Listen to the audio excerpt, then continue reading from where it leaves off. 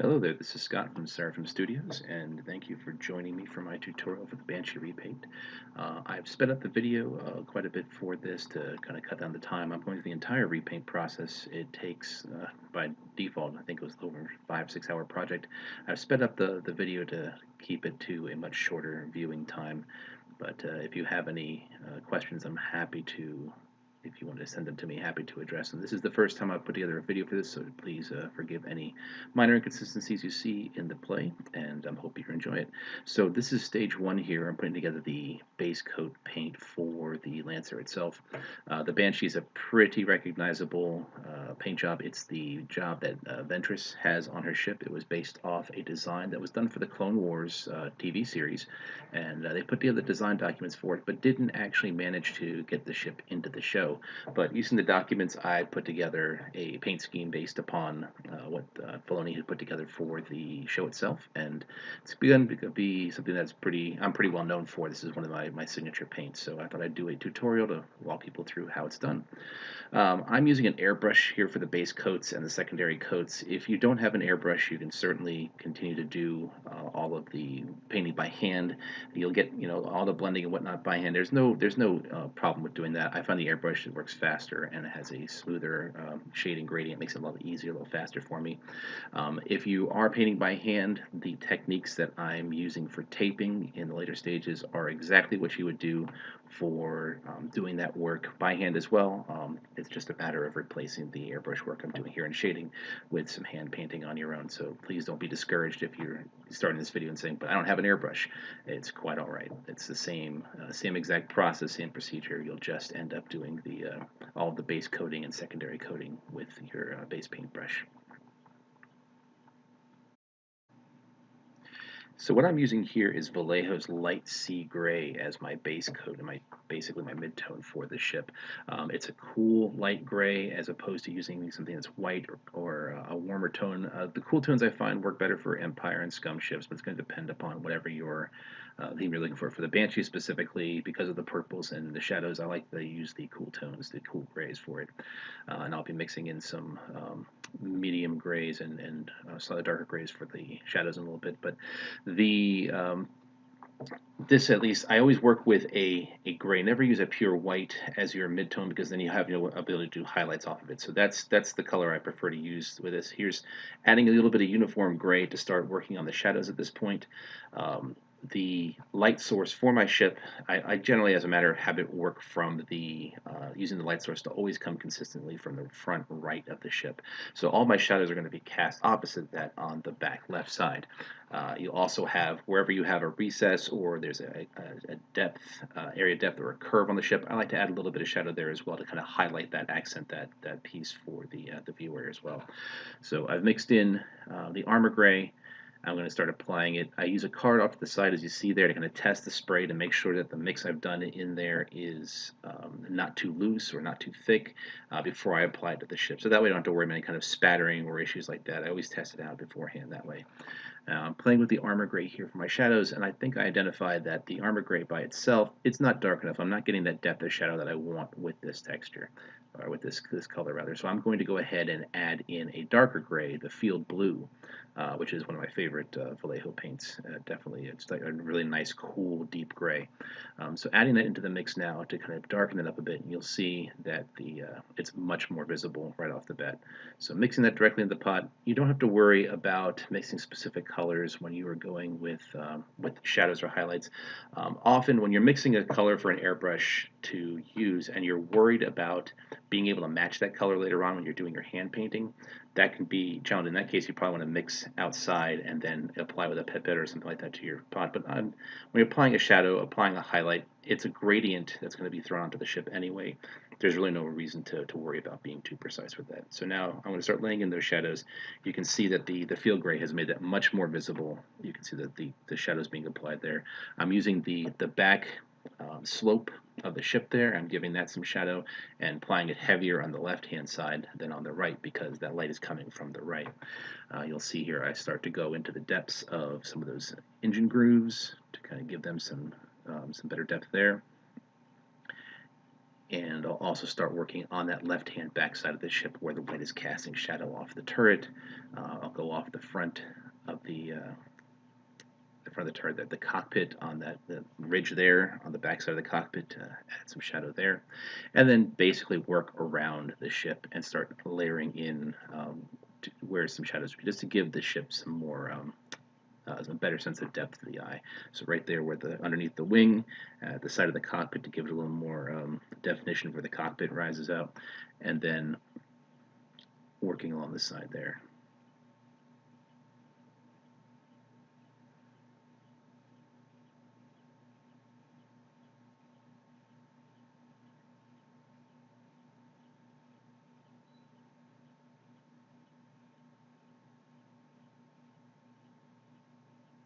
I'm doing a visual check to make sure there's nothing I missed. A little bit more on that side there.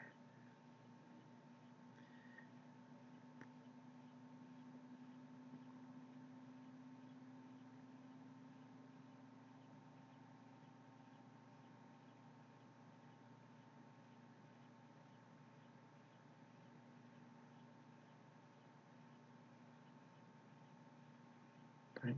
So using Misty Gray now, replacing the darker shade in the pot there, the airbrush with this pure Misty Gray, which is a much brighter light gray. I'm going to use this to apply the highlights to the ship now.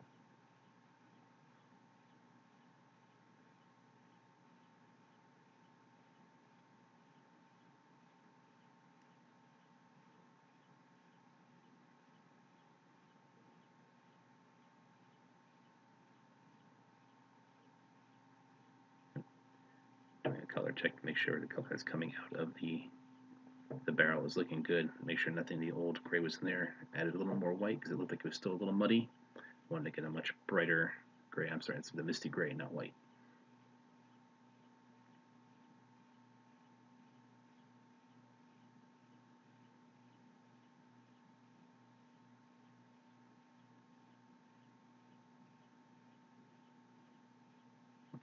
So starting from the front of the ship here, again, my light source is from this front right quadrant, so I'm going to go heavier on that end.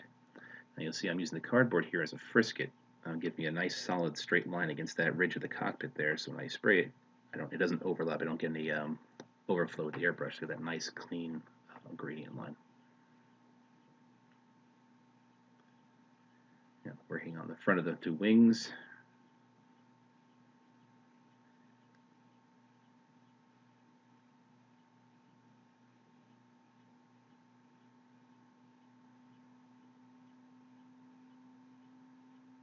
Here I'll use the frisket again to keep that shadow at the back there clean, but give a highlight at just the edge where it overlaps.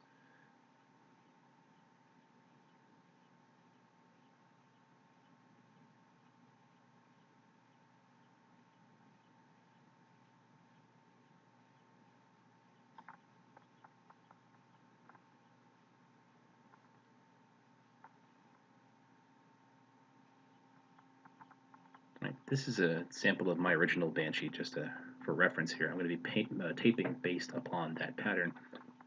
So I use the Tamiya tapes for the most part. I like the way that they are forgiving on existing paint that's down there. They're less likely to strip paint when you pull it off, and they have a really nice tight seal without having to use something like a classic masking tape, which can be a little more brutal on these models. So I have different widths of the tape that you can use depending upon where you need to go. This is one of the thicker pieces here. And what I'm going to do is I'm going to start applying the tape to cover the areas that need to remain the undercolor. So everything that I want to remain this light gray needs to be covered by tape, because what we're going to be doing on our second layer is spraying on the purple. Everything that is not covered by tape is therefore going to be colored purple when that airbrushing step takes place. Or if you're doing it by hand, it will be hand painting as well. The point here is to just figure out where your sections that need to be covered are and make sure to get a clean line against where you want to be protected. So I'm starting with the cockpit and working my way back because that entire section is going to remain white. And I'm using my fingernail to go ahead and get it right along the cockpit ridge of where the cockpit meets the flat of the plane of the ship.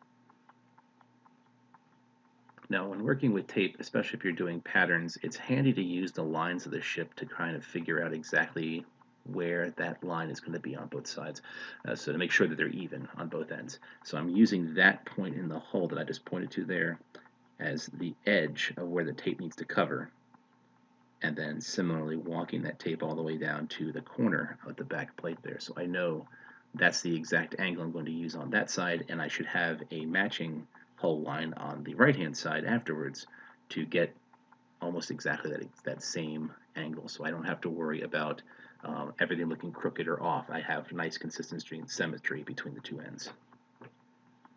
Now I'm using a razor blade here to go ahead and clean out. I want the purple to go against the inside that vertical surface there, so I'm making sure the tape doesn't cover that. I'm going to use a razor blade to go ahead and clean that out.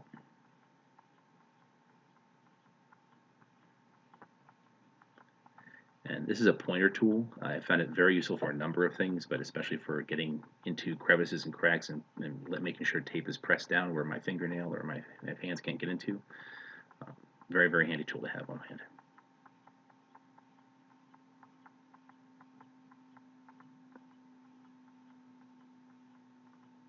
So here, using that same hull line on the opposite side,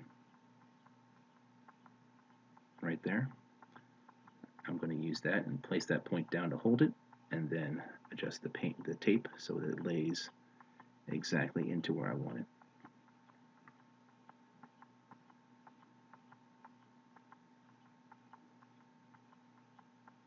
You're looking for a nice, clean, firm seal where the paint line is going to be. The other side of it doesn't matter as much, but where that paint is going to go, you want to make sure that you have a flush seal against the model so that your paint doesn't leak under and you get bleed effects.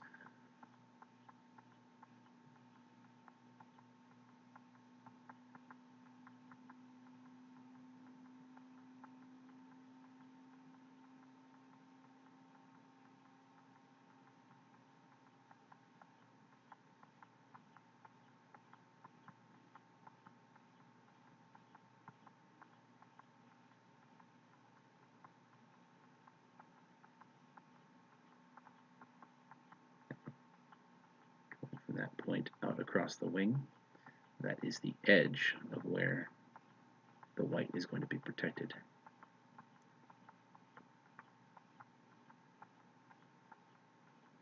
That section right there will remain, that will become purple. That's the line I was looking for.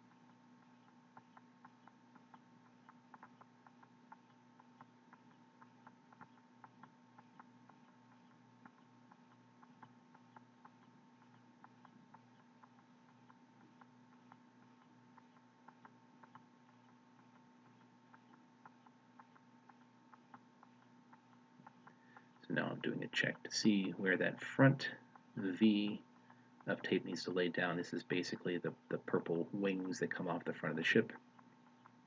So I want to pick a consistent point to pull them off of. And again, I'm using a spot on the hull, one of the hull lines in the back there, to find that angle that I'm going to use. And I'm going to use that same hull line on the opposite side to make sure I have symmetry when I lay this other piece of tape down.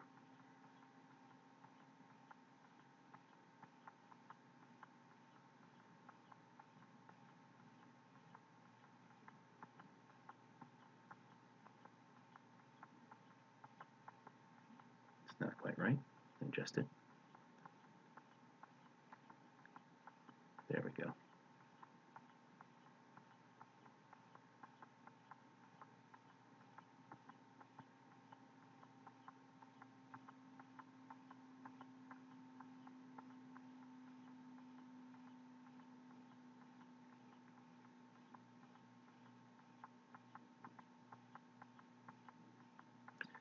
Sometimes the tape, when it comes off the dispenser, has a ragged end. If you need a clean line, like I did there, I use a pair of scissors to cut the end of the tape to give me that nice flat surface instead of the ridged edge that will come off the tape dispenser.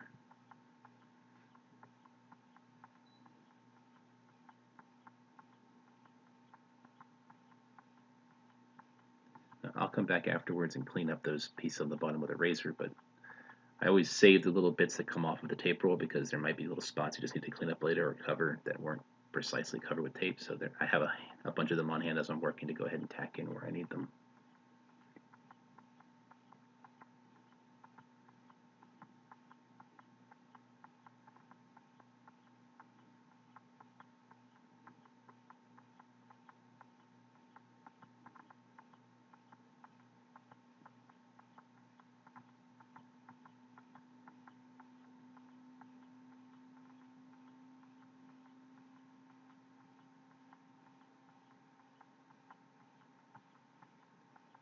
Now I'm using the width of the tape, the smaller tape layer, as to be where the corner is. So it'll be the same width as the other side. I'll know exactly where that point comes off of. And this will define the edge of the wing. It'll come straight down to a point.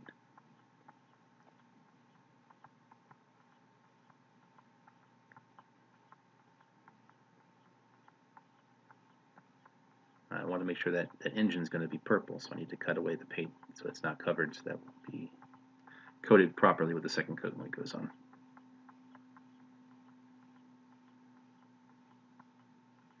Tweezers are very handy for being able to get those fiddly bits that are hard to get with your fingers.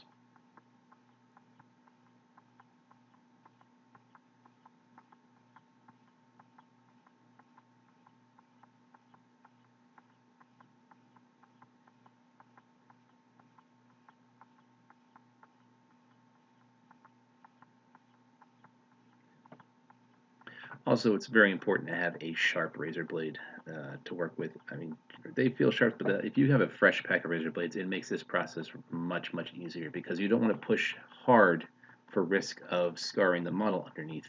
So using a fresh razor blade that's really sharp, really literally just touching the tape and pulling it along will make the cut that you need without touching the model underneath and give you what you need. So highly recommend keeping a pack of those handy and replacing them frequently as you're doing this work. You can see that I'm pushing into those crevices where it meets a ridge. That's again to keep that seal tight so when you do your painting, none of the paint bleeds underneath it. So you'll see me rubbing it from time to time and using a nail to go against wherever there's a ridge or a bump. That's something that's very important. And this is also for hand painting as well, airbrush or hand painting. You can use the same taping process and it'll work exactly the same. You just want to make sure that when you do the brushing that you're running along the direction of the tape as opposed to pushing against it, because that gives you less chance of pushing accidentally that paint underneath the tape line. And you can see me grabbing some fiddly bits of tape off the side to go ahead and cover these odd shaped pieces.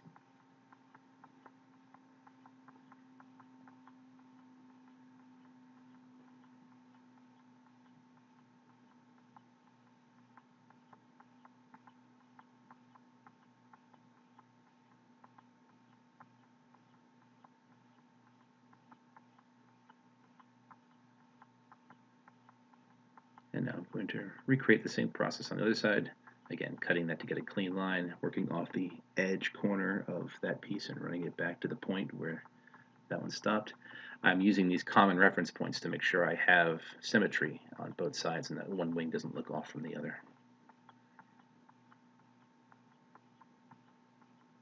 And again, making sure that it clears the front of the engine there, because that needs to be purple.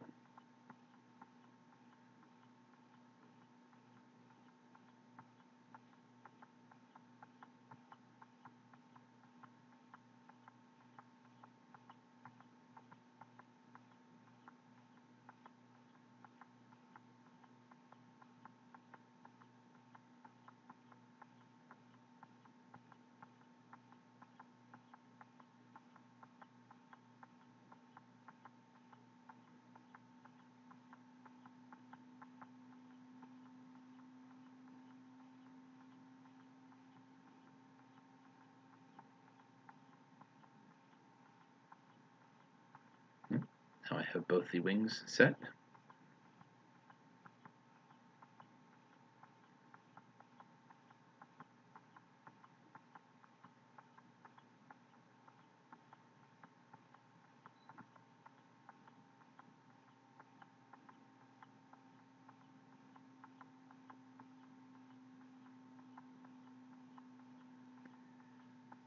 And there's that section on the engines between the front pod and the back engine where I'm mostly covered, but some is sticking out, is uncovered. I'm not worried about that because I know I'm going to be painting that silver later on. It doesn't have to be the base color. It doesn't have to be purple. So overspray, not important.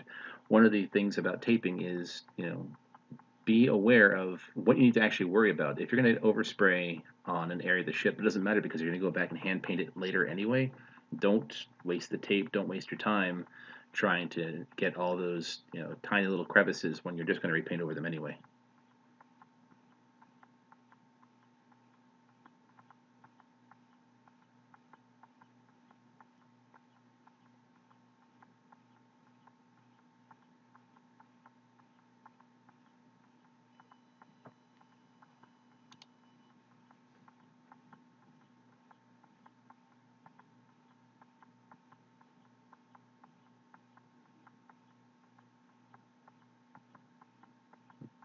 Cleaning the sides to make sure that they can remain visible for the purple.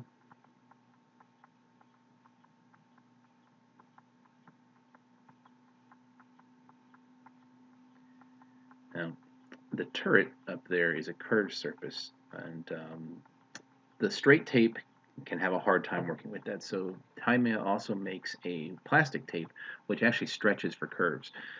It can be a little bit challenging to use sometimes. It's really a matter of practice of just understanding how to stretch it when you apply it.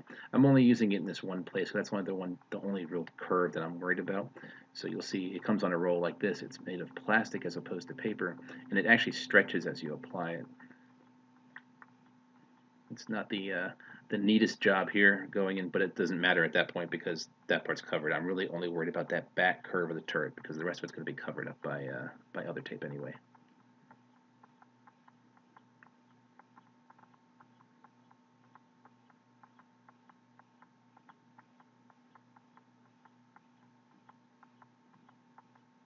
I'm using the tool to kind of just make sure it's pushed down directly onto the edge of where I want the line to stop.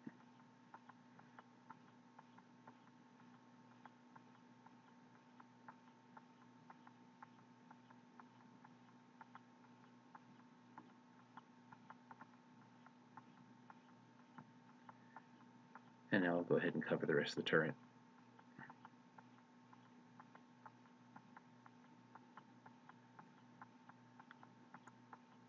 And once that's done, all the taping is complete. I'm ready to move on to the actual secondary coat. Now, also on the bottom, where the tape folded over, I don't want to have those uh, covering the paint application on the bottom. So I'll go ahead and use a razor blade to clean that off before I'm finished. You'll see that's what the tape should look like to get the pattern. There's the sections that are purple. They're uncovered. Those are the ones that will be purple when I'm done spraying.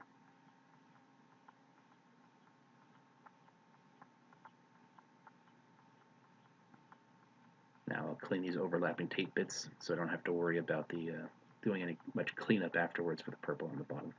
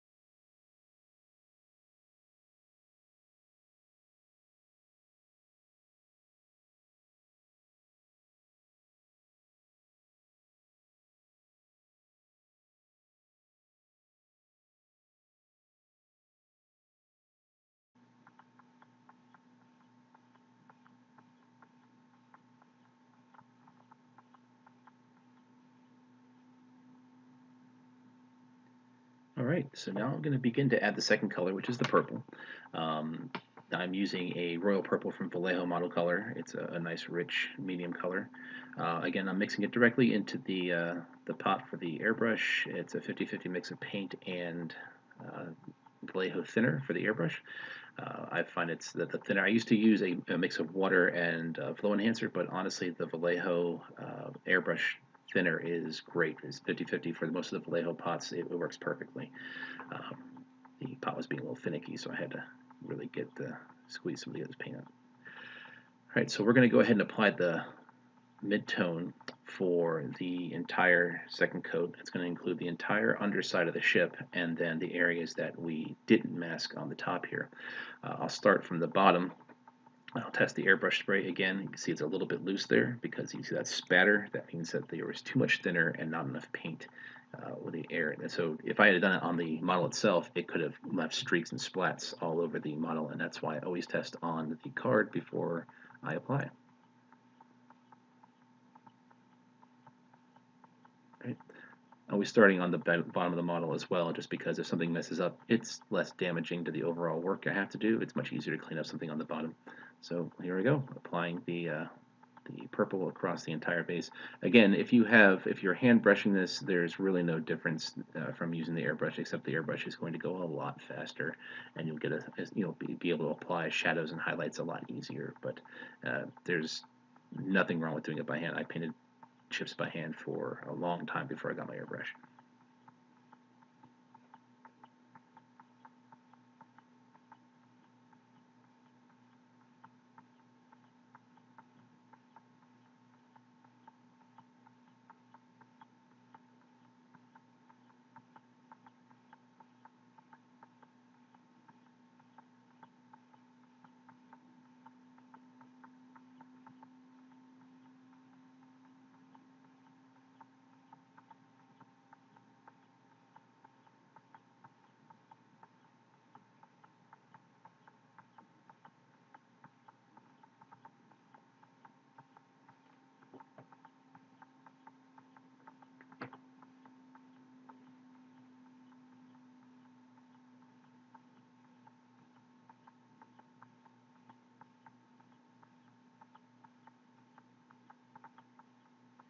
You see, I tape the peg for the bottom of my ship with masking tape before I begin the priming. That keeps the plastic there nice and clear, and it also gives me a handy handle to use while I'm painting. I find that very, very useful. So I spin masking tape in a circle around that bottom peg, and it gives me something to hold the ship by when I need to.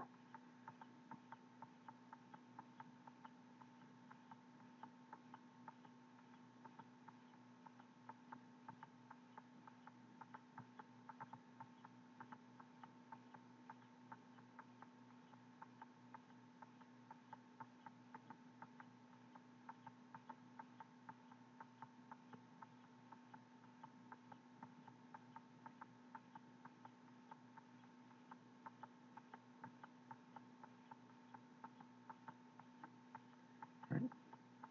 Looks like the bottom is completed, so I'm starting to move on to the front.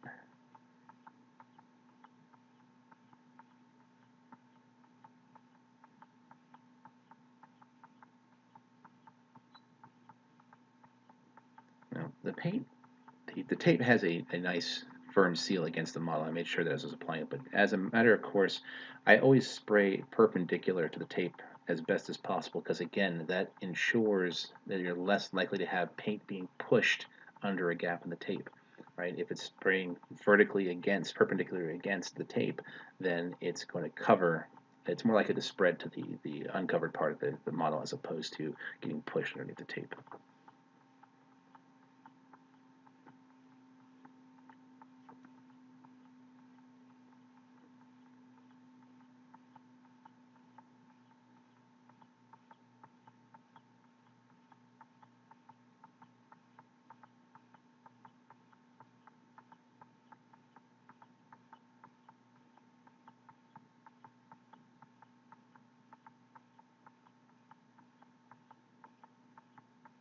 Giving it a spot check to make sure I didn't miss any spots. And everything looks good. So I'm going to go ahead and start darkening up waving on my model to try and air dry it a bit.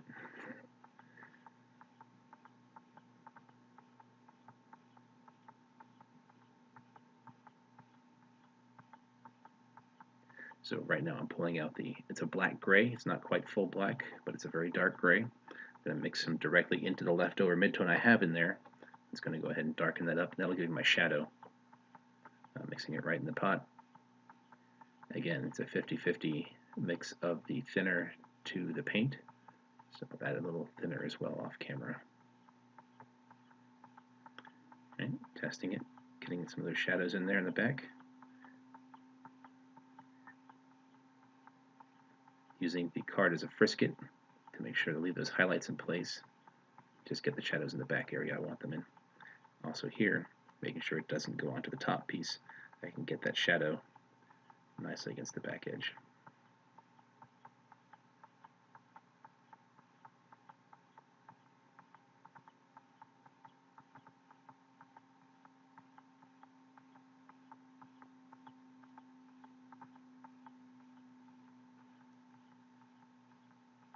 Now, you want to make sure you remember how you laid the shadows down for your base coat, because if you pull off the tape after you've done your second layer and you've applied your shadows in a different place than your base coat did, then the model's going to look off because you're going to have a mix of where your shadows are falling. So again, like I did with the first coat, I did the shadows right behind on the back ridge of the bevel. And again, remembering the light source direction from the front right, I'm focusing my shadows on that back left side.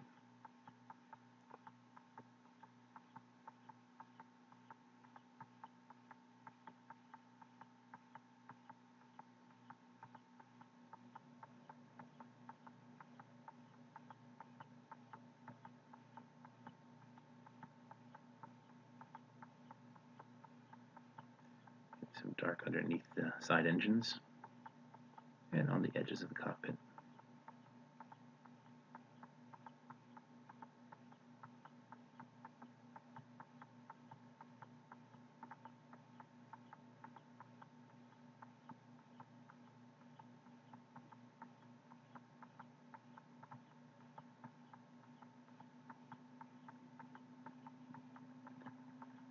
Working on the underside, I'm giving shadows to the whole bottom of the engines themselves, and I'm going to go ahead and lay in just some shadows in the recesses of the entire base of the ship.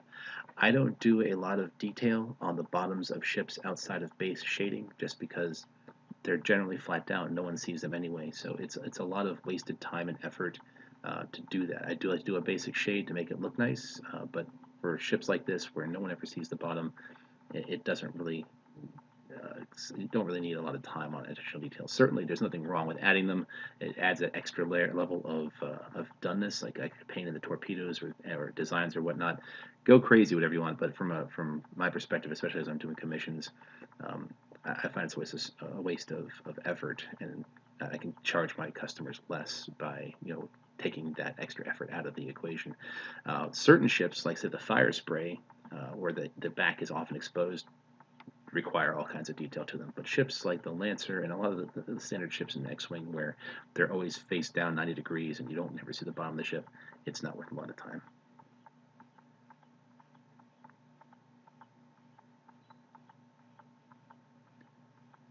So now with the shadows in place, I'm going to go ahead and start mixing a highlight color for the purple as well.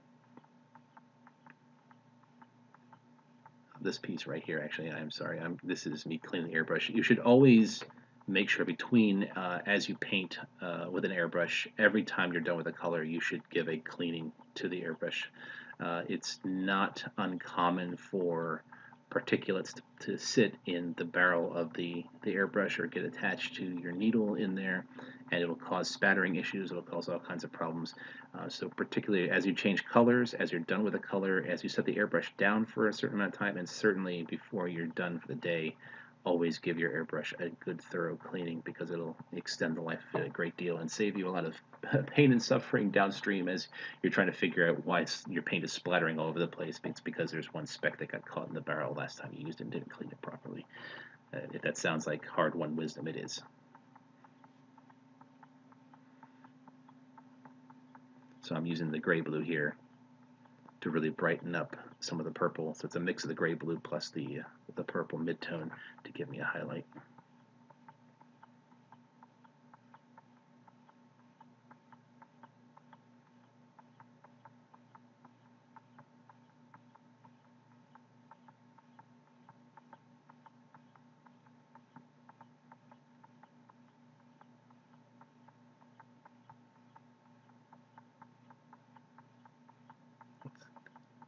It's very bright, so I'm giving it. I like the brightness. I really want the contrast, but I'm making sure to be very delicate with how it's applied. I don't want to, hit the model too hard, because if you suddenly bring up a lot of highlight, it'll take away from the overall mid-tone of the ship. So I'm hitting it in the front here where it's got ridges catching the light. Again, I'll start from the light source is going to be from the top right. I'm using the, kind of hard to see off camera there, I'm basically doing a back ridge of the ship, using that card again as a frisket to make sure the highlight is just where I want it.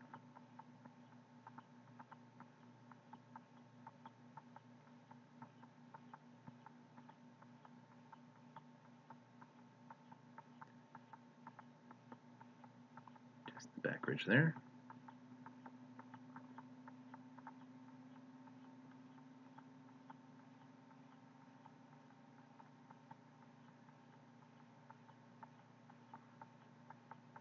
The front ridge of the back engines.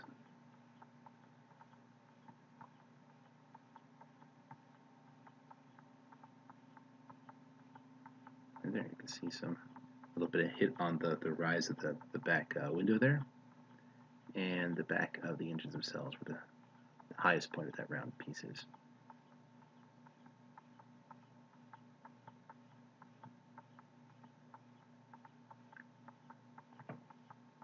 And that should do it for highlights. Again, there's a pause here for a little bit as I clean the airbrush again. That'll happen a couple of times here, but again, very important to clean your airbrush between takes.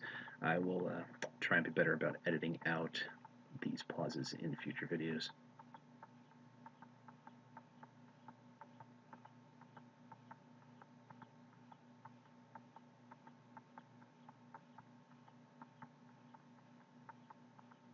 Now, of course, the next part is my favorite part of doing these models, is when you get to do the reveal of pulling the tape off. It's like this magical moment where you get to see if everything worked the way you're expecting it to.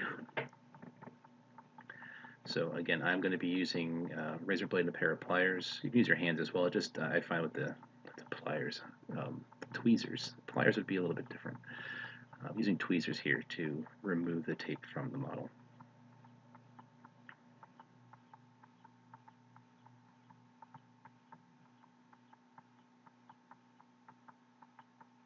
Grabbing the pieces up top that are easiest to grab first. You can work from the underlying pieces and they'll tend to pull atop them. If you get it right, you can pull the whole thing clean from the first piece of tape you laid, but just one at a time, pulling off the pieces here.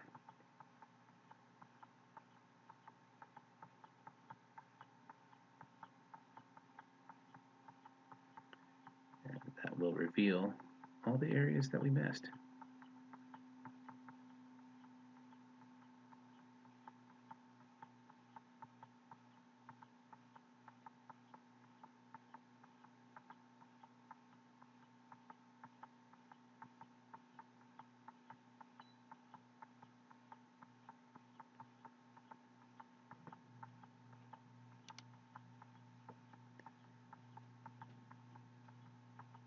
So now we have the nice clean light gray underneath revealed,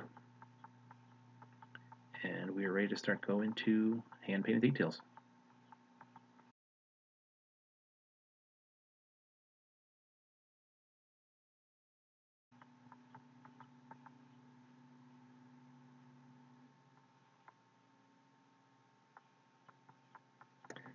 So now what I'm doing is going in and actually adding all the tiny adjustments that make the actual wings work. Now, it's trying to have taped this or do it with the airbrush masking would have been a lot of cutting and a lot of additional work that's very, very challenging. Instead, I made the base shape of the wing with the triangle there, and now I'm adding the small curves and details by hand using the mid-tone paint that I used before.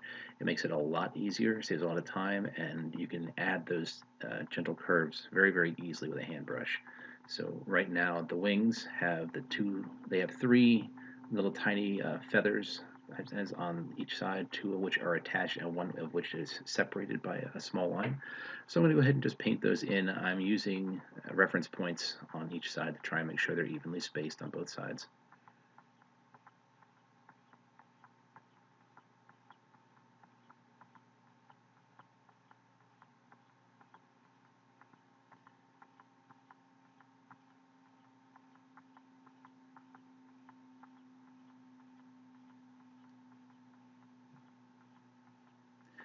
The camera is unfortunately a little shaky in some spots because I have it clamped to the same table I was working on. I think that's something I will adjust in future videos to make sure we don't have to worry about a little bit of camera wiggle as I'm working here.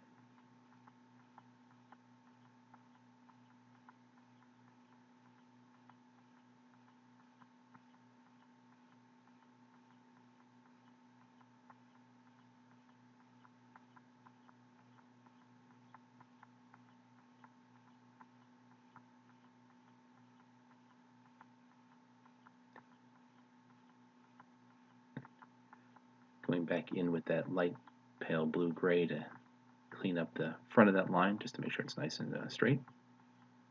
And that gives me the wings. Now, there's also tiny little curves on the inside that give a little bit more of an organic shape. So I'm going to go ahead and paint those peaks in at the corner of the wing. And then there's one about 50% up, and then a third one where the claws of the Banshee are actually there. So I'm adding in that little bit of a point and rounding out the overall edge of that sharp corner that the mask gave me.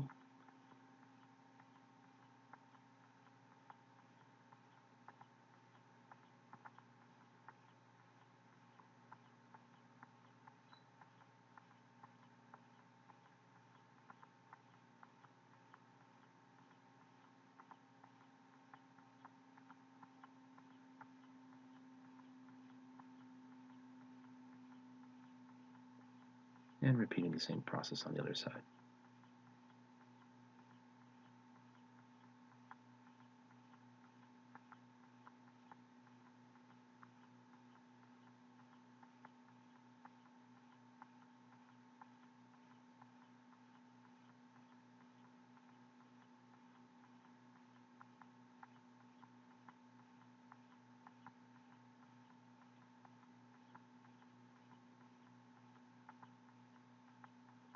Now, before I do the wings, I'm going to do the pale gray squares in the front of the ship.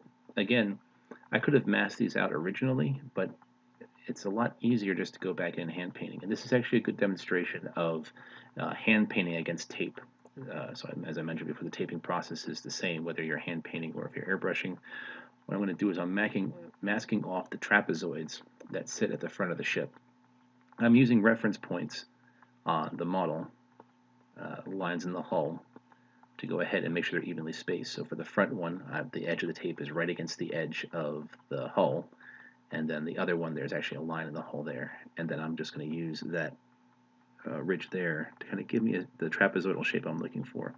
I'll make sure I have a nice clean seal against there, and then repeat the same taping on the far side.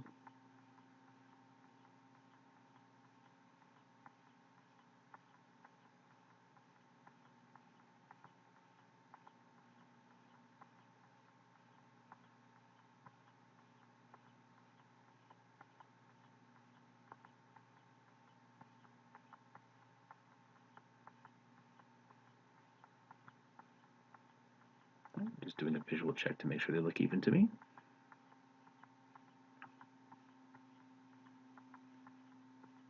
And now I'm going to take that pale gray, and I'm going to go ahead and start painting. And you see I'm painting with the line of the tape there at the edge there. It's more likely that way that the paint does not get pushed under the tape. It stays with it. So by painting straight down and then filling in, I have a nice clean line.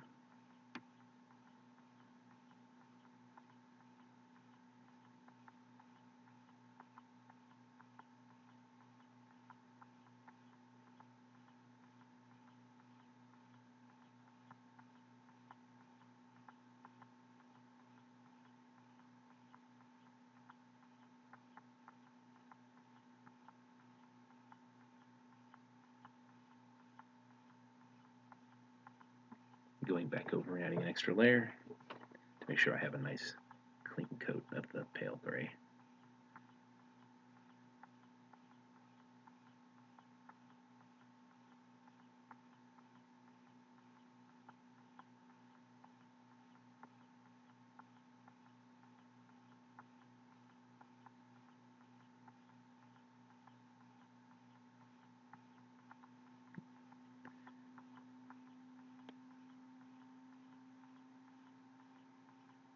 Just giving that a moment to dry, and I'm grabbing the tweezers, and I'll be able to pull off the tape.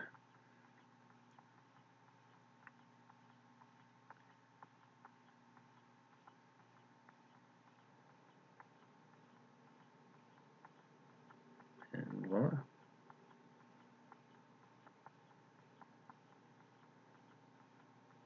So that is an example of hand painting against a tape line.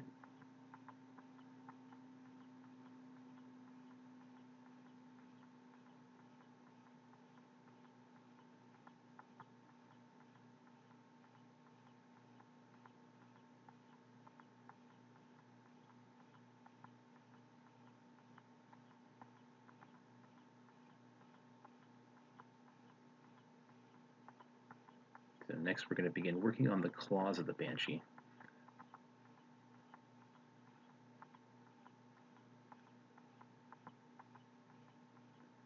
The claws are kind of a triangle shape, a very, very narrow triangle. It has a square back end, and there are 3 on each side.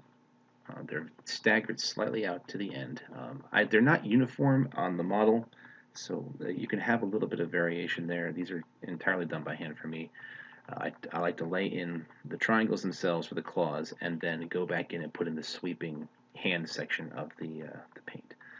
So this gives me a little bit of space in the back there behind each one. Each one is a little bit further out, and that way you can put this loop of the claw itself back to the ship.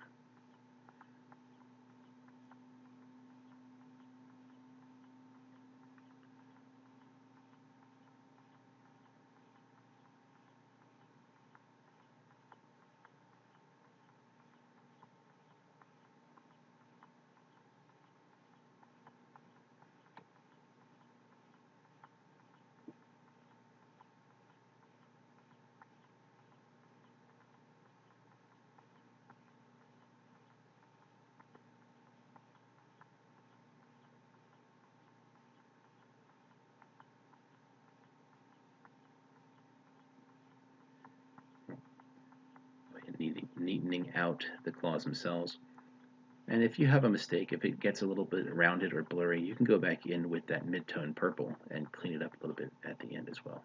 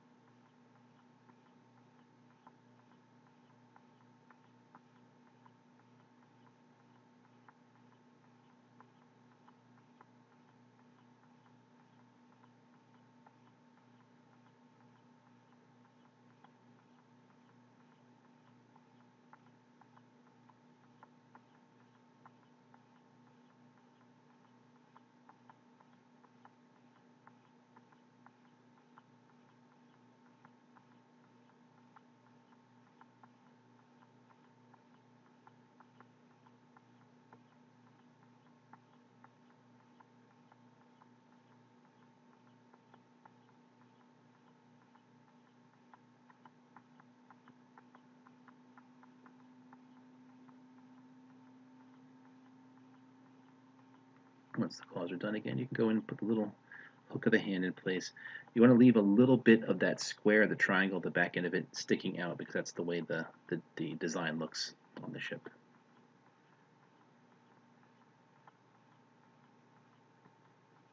It's kind of like a wicked little claw hammer, if you look at it that way.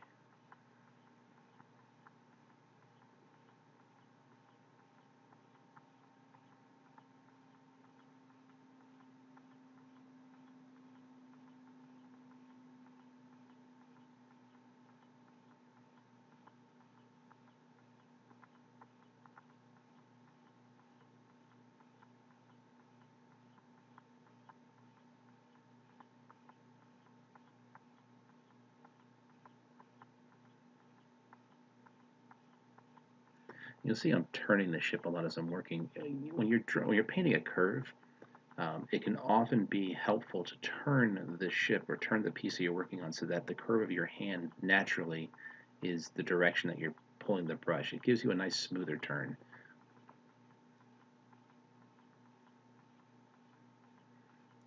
Finishing up that little bit of purple detail there and cleaning up the claws just a bit. Using that mid-tone purple there to just narrow them down a bit and make them a little more pointy.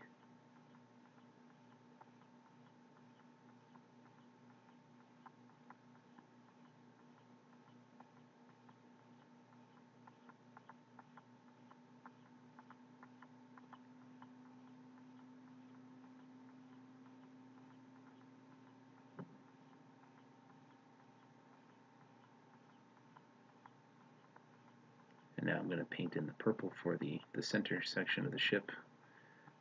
Sometimes when I paint the Lancer, I do that as a window, but on the Banshee, it's just a purple gradient area. For color design, it's not actually a window.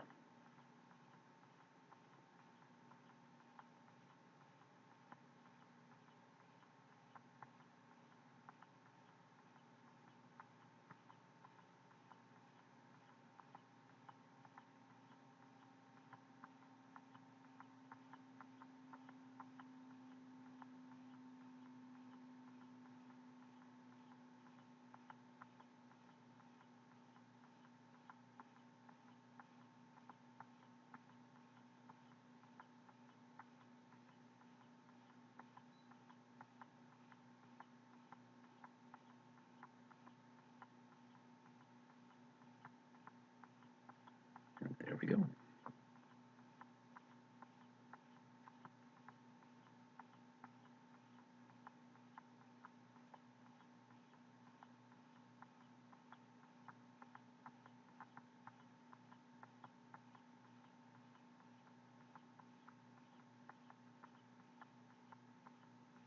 So the next piece is to start doing the steel section of the ship. I'm using a natural steel Vallejo, which has got a bit of a blue tone to it. Again, I'm keeping with these cool colors.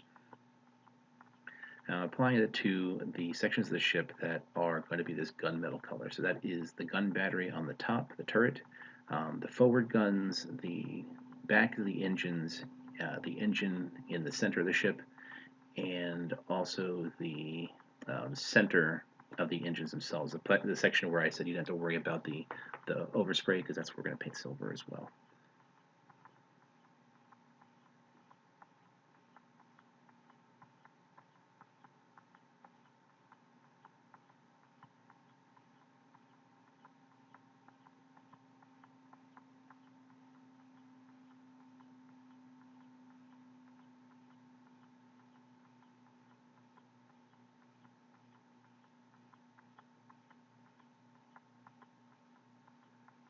The trick here is obviously to try not to paint over the base coats you put in place, especially if there's a gradient or something in place there.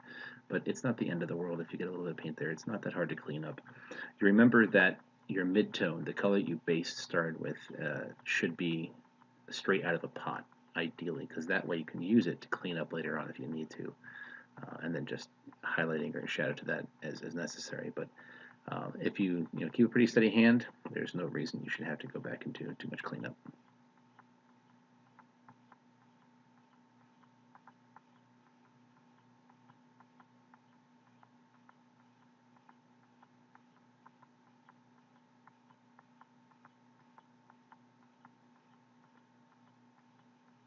Look at the forward guns.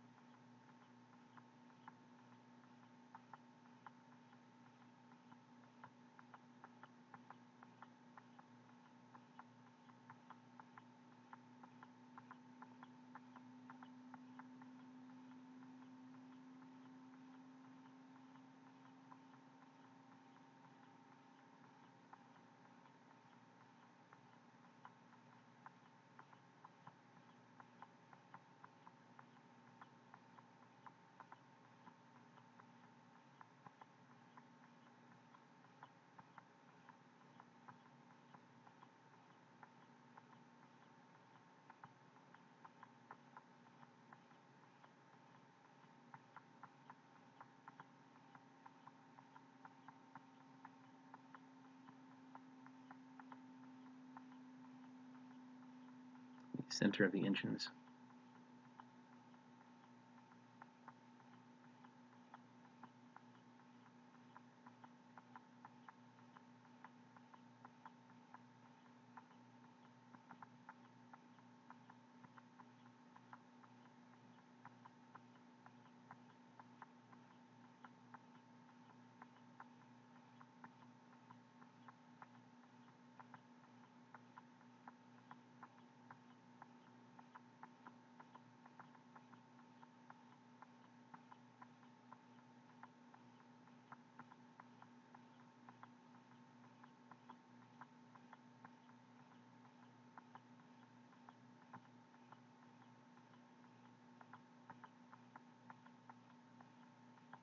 Now the engine frame in the back still has to stay purple, so this could be a bit of a tedious process here of going in around the nacelles themselves.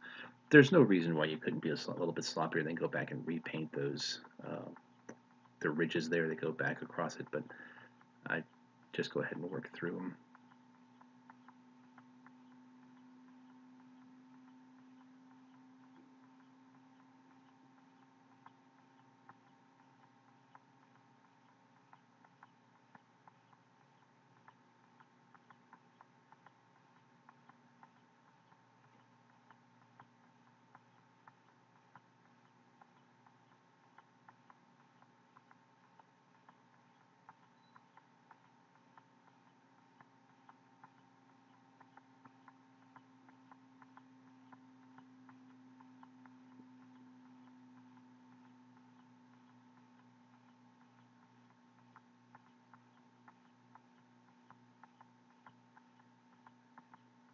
And then the back of the engine as well.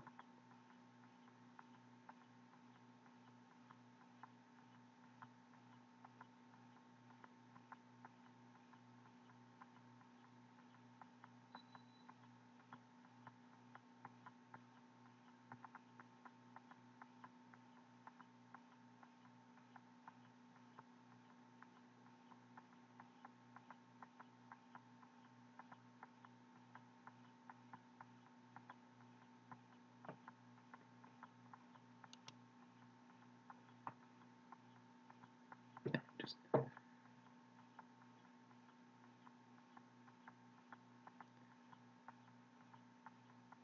repeat the same process with the other side,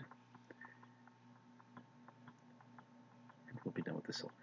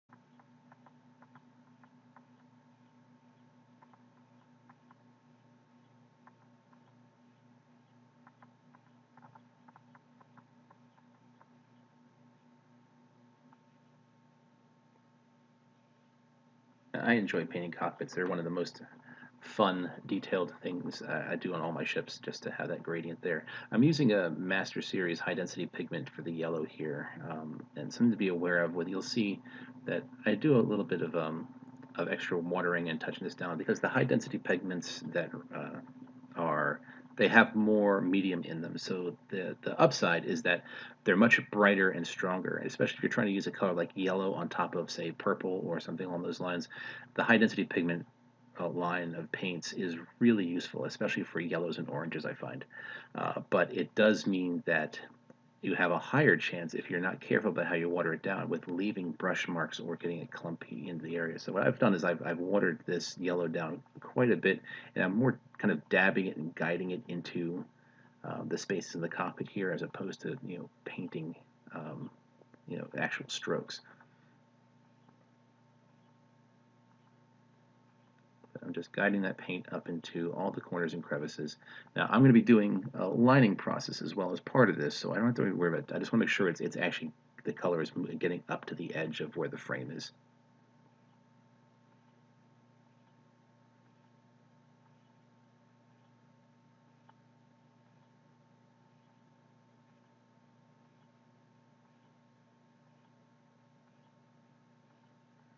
So I just gently ease the brush into those corners and guide that paint to flow where I want it.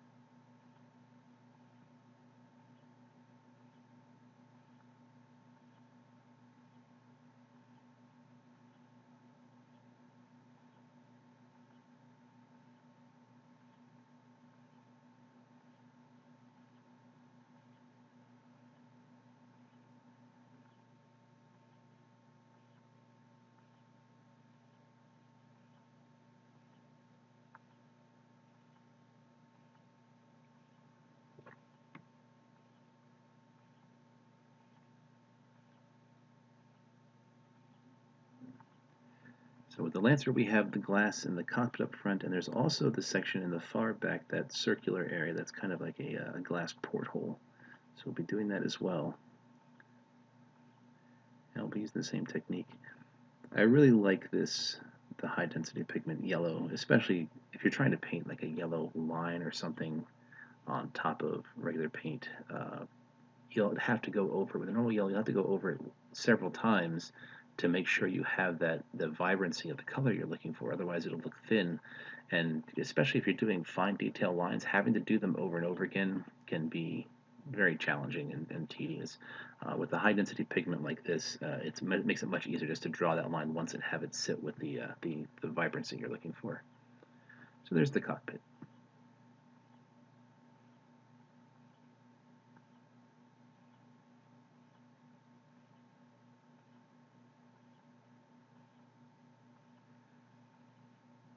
Now we'll do the porthole in the back of the ship.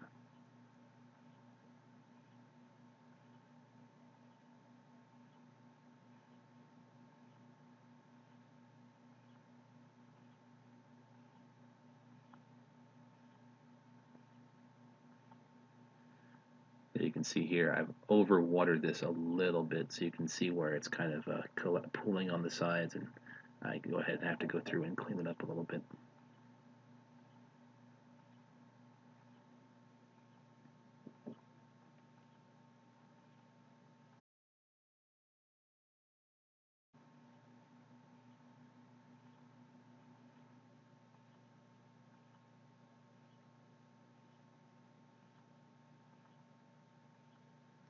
The paint here was a little bit loose, so I was letting it dry.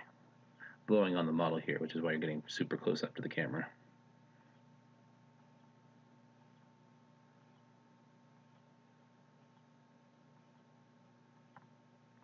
Now, Agrex Earthshade is one of the shade lines that Games Workshop has. I'm using it here to do two things: to start with the lining of the cockpit itself and give it that nice definition against the edges of the frame, but I'm also going to use it to actually shade the window to save me a lot of time and effort downstream for how you do that to get that nice cockpit glass effect. So here I'm just letting it sit into the corners. I'm dragging it around right against the edge of the cockpit framework. Now, right there, the paint wasn't completely dry yet. I got a little hurried, so I need to let that dry before I go back and fix it. The shade was mixing with the yellow base.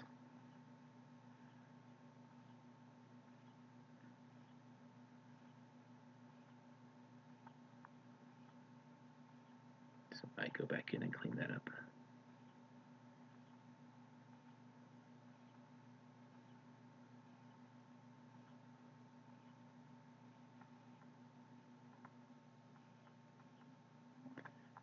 I've given the yellow a little bit of time to dry, so we can come back in and actually do the lining and not worry about it mixing with our paint.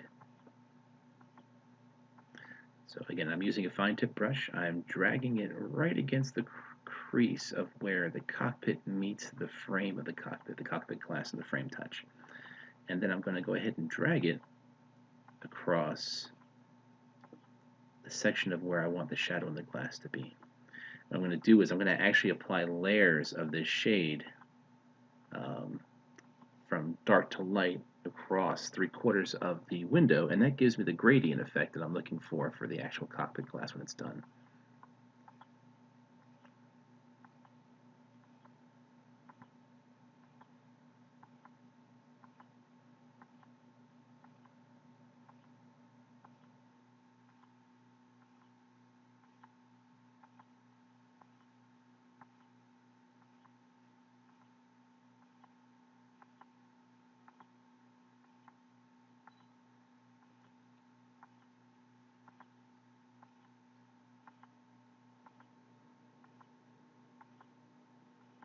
There you see, starting to build that gradient on the surface of the glass with the shade.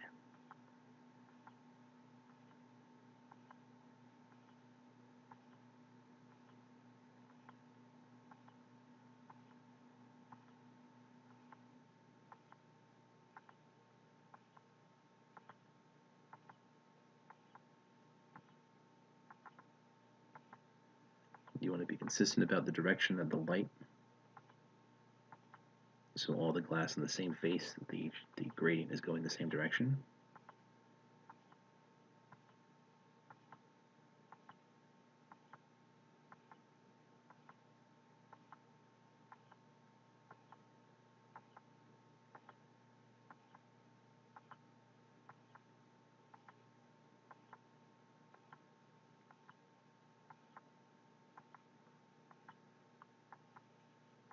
And repeat the process with every frame in the glass.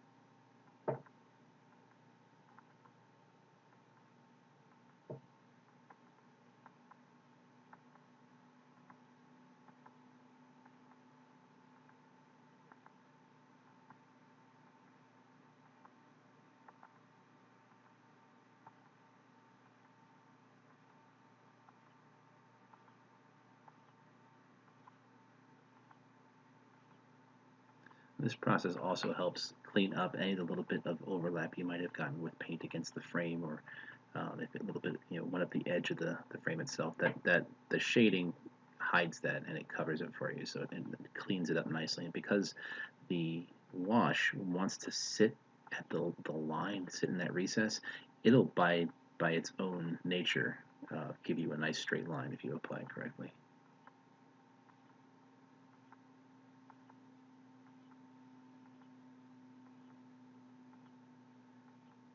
And the same process here for the round window. Shadow all the way around the outside, and then in circular pattern, apply the gradient to one side with the wash.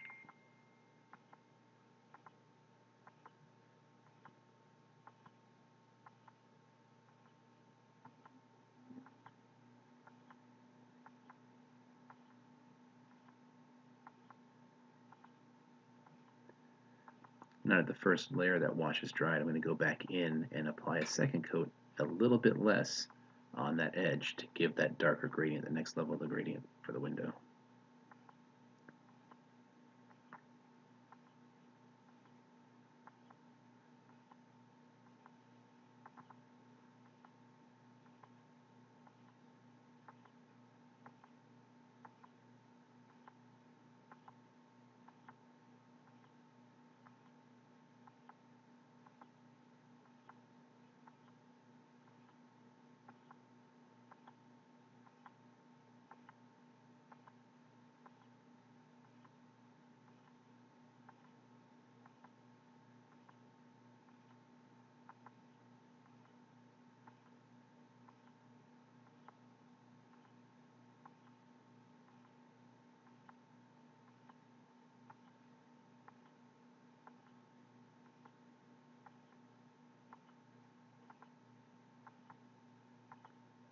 And the same in the background window, applying another layer at the back end to give that darkening gradient.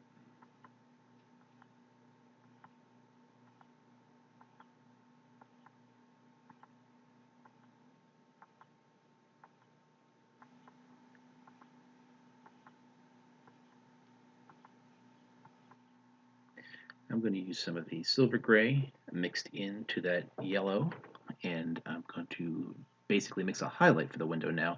We've done the shadowing with the wash, which is nice and easy because it layers over ingredients.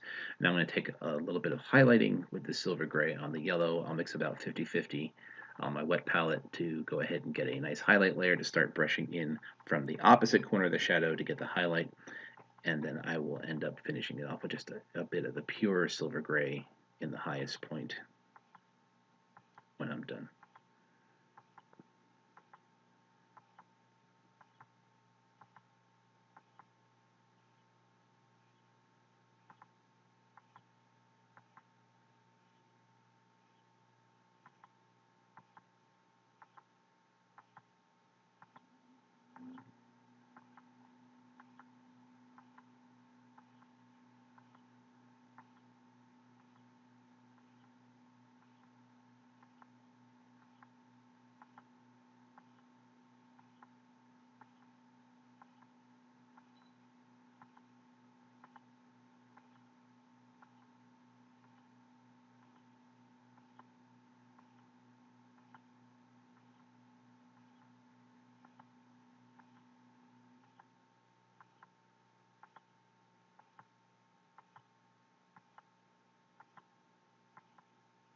What we're basically doing is just highlighting the corner opposite of the shadow, following along the edge of the window, just like that.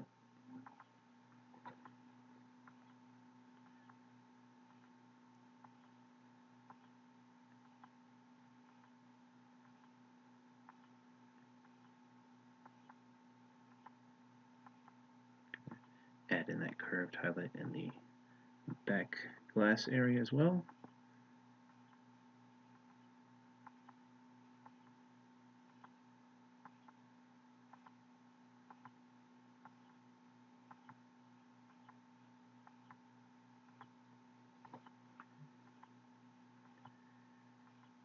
And now going back with the pure silver gray, I'm just going to put tiny little highlights at the top corner and in the darkest shade, and that's the specular highlight of the glass.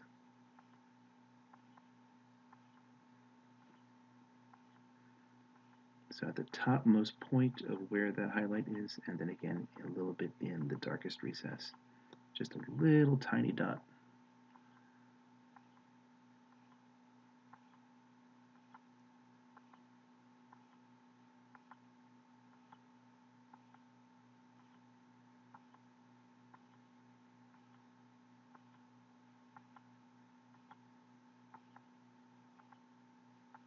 You can see it's an old jewel toning trick.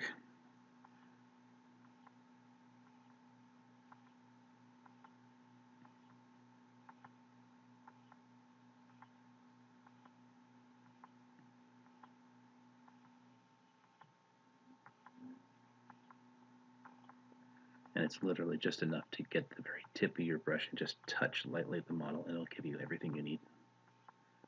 And then another touch there in the shadow. And that's the cockpit.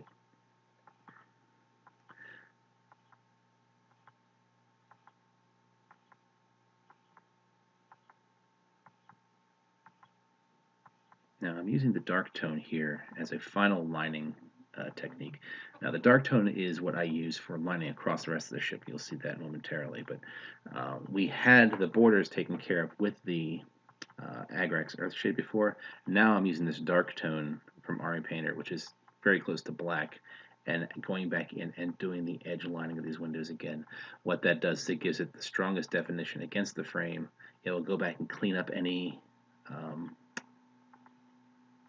unintentional overlap you had with your highlights or your when you were putting those in, and it just gives that the last final pop of definition that I think is really, really good looking from a distance.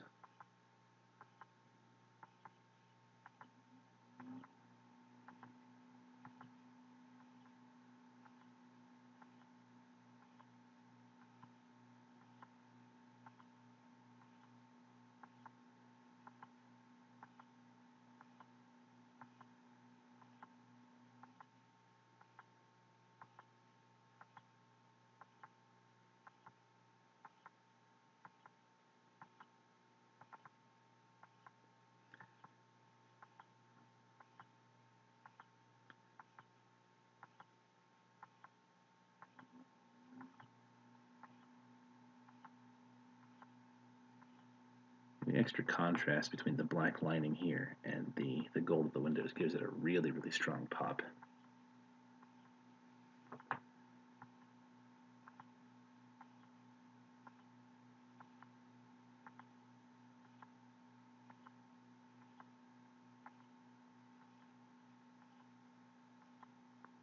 And the same thing in the back window. I'm just going through and outlining the edges of the circle.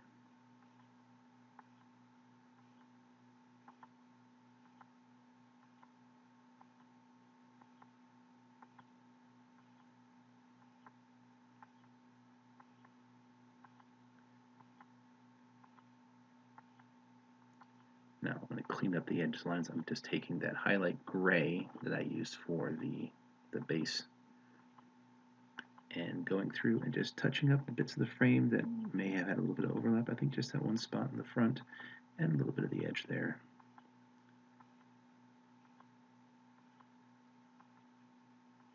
It's much easier to do that top layer last because the brush doesn't have to reach in and potentially overlap anything else while you're doing the cleanup.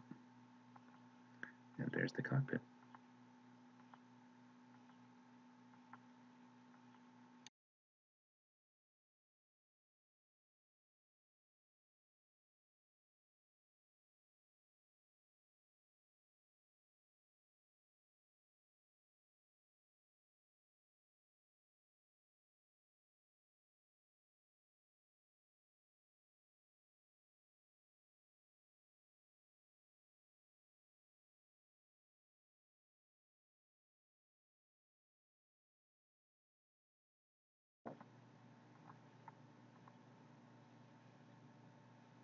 So moving on to the lining. So some people use a wash across the entire model and then brush the surface to actually get the whole lining. I find especially when you're using something with airbrushing where you have a nice delicate shade that putting a wash on top of it actually you lose some of that detail. So I do all of my lining by hand. I find it gives you a much cleaner result at the end, especially if you're using great with airbrushing. There's nothing wrong one way or the other. There's certainly techniques you can do to use a wash across the board, across the entire model, and then wipe it off the surface.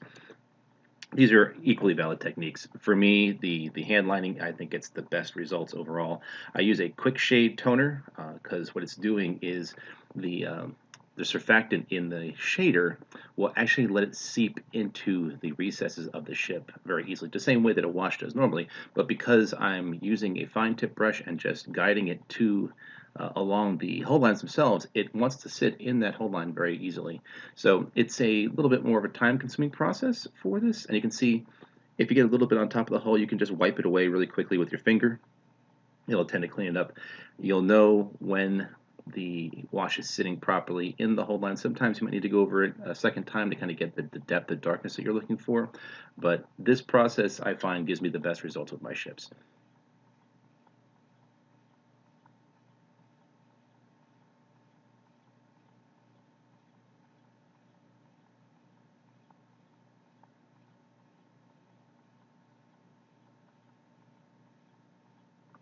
Now, when you wipe the shade away, like you just saw me do there, one of the things you want to do is wipe along the same direction as the hull line. If you drag it across, it's more likely to pull the wash out of the line and drag it across your model. If you do it right away, it tends to clean up really nicely, but you want to be careful because, especially because I'm using a light color on top of this, if you use too much of the shade and you kind of drag it across there and just leave it and don't give it a decent clean if you're going to do that, then you'll get a little bit of a legacy darker shade across that portion of the model. Now, in some cases, that can be a great thing because it can look like the hull has had a little bit of kind of rust or wear coming off of the line marks. That's a kind of a natural feel. So you can even use tiny mistakes like that to work for you, depending upon what you're doing. Now I'm using the dark tone from Army Painter here because it's their black color, mostly because these are cool tone colors, the purple and the gray. If I was doing this on a model that was mostly warm tones like browns or oranges or whatnot, I'd be using the brown toner as opposed to the black. Just because it gives it a more natural feel. Honestly, I like using the brown tone a lot because shadows are very rarely actually pure black. I find the dark brown tone gives a very near black absolute depth of the shadow, but then the brown wash that tends to linger on the edge rolling into that shadow gives a more natural shade to it. So I do like that as in general, but with the cool tones on the Banshee here, I'm using the dark tone, which is their black.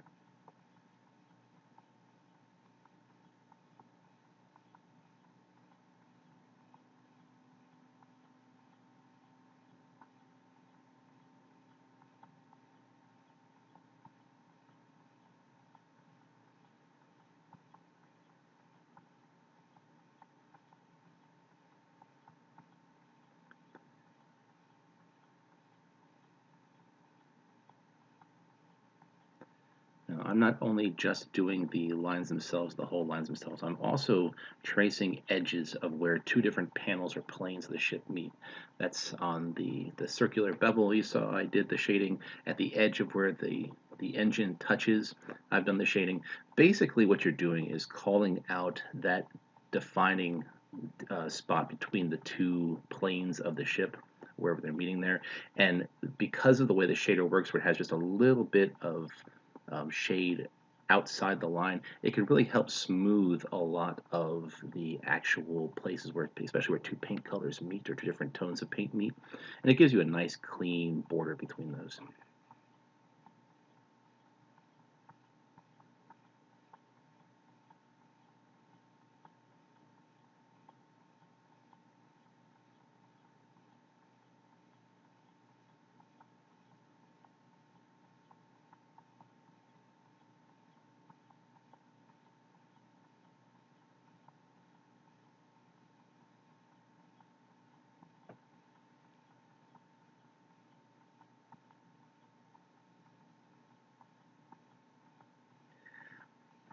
The small details like the panel, well, not the panel lines, but the plates that are sticking up from the ship itself, the little squares and rectangles you see across the hull.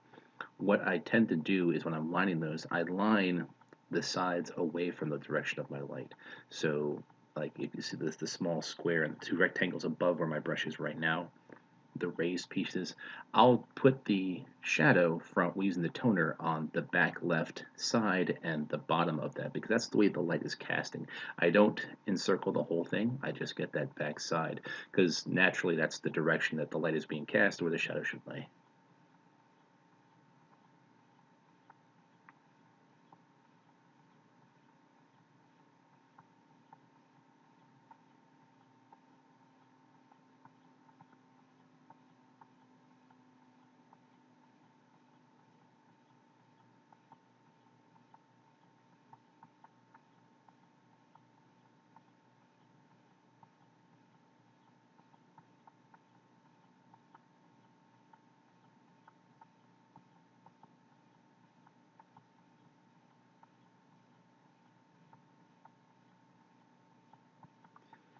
Also, when you're doing the lining, especially on a bright color like this gray here, when you're doing the wiping, inevitably you'll get a little bit of, and when your brush may drop outside the line a little bit, you'll get a little bit of overlap, a little bit of bleed of that wash onto the main hull, which will discolor and darken it a little bit.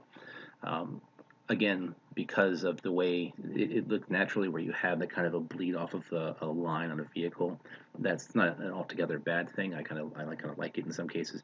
But one of the next stages is the highlights, and you have an opportunity with your highlighting to actually clean up some of these mistakes as well. So don't worry too much about getting perfect lines on all your whole panels. There's always an opportunity to clean up a little bit later with the highlighting step.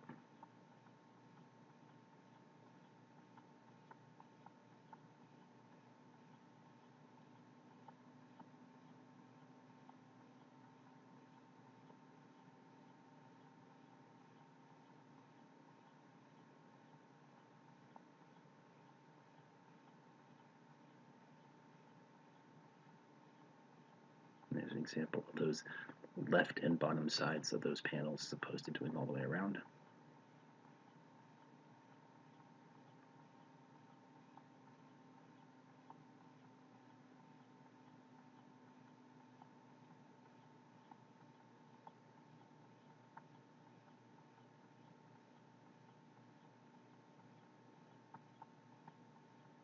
And then along the edge of where the cockpit um, panel meets the other plane of the ship, tracing along the dividing between those two planes gives better definition to that section of the ship.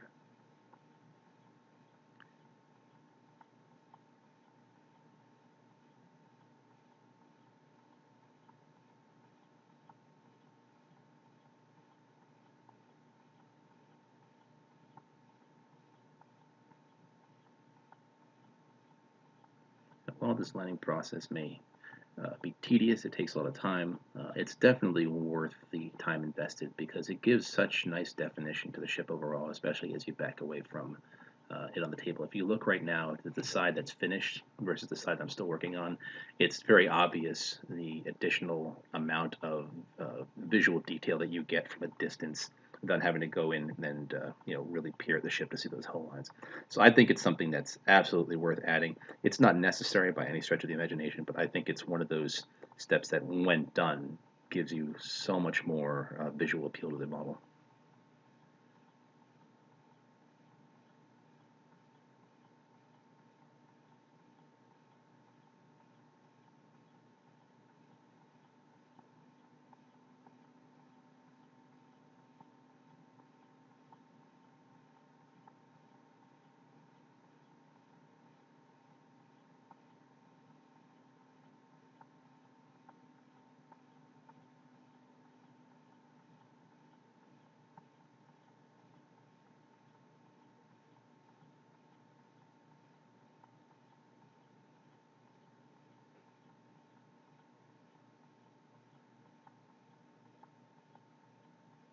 Here, I'm showing the difference between the side that's completed and the side that still needs to be done.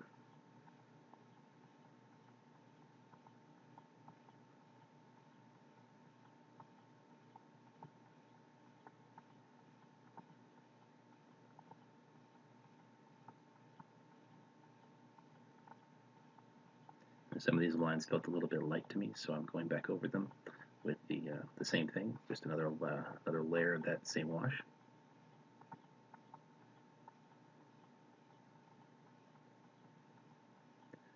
One of the things I find very helpful when doing this process is picking one side of the ship or one portion of the ship and just working your way around 100%. All these ships have so many tiny lines on them that it's very easy to miss them if you're not kind of consistent about how you approach it. So from a matter of practice, I begin at one side and then just work my way around.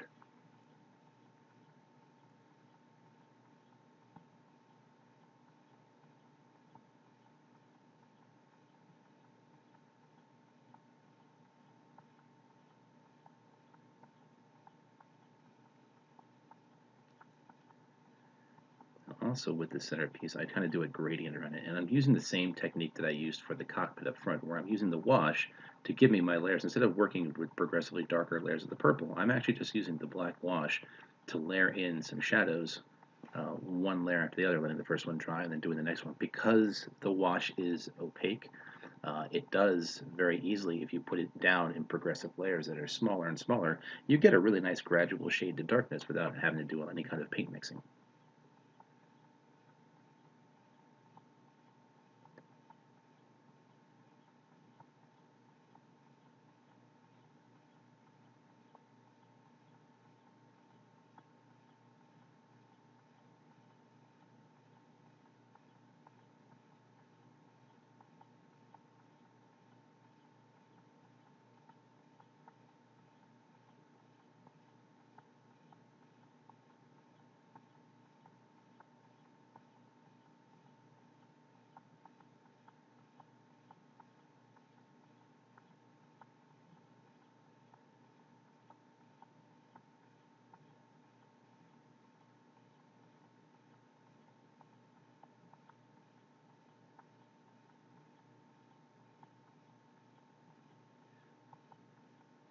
So anywhere on the model that you see a connection of two different planes, two different joints, where there's a natural break in the model, I always like to add a little bit of liner on there to reinforce it visually, because it's something where you might not think it's terribly important when looking at it. You say, well, naturally it's there, but the moment you put that little bit of extra shading right in that the place where they meet, it just makes the overall model pop a lot more off the table. It's a nice touch to get just that extra level of detail.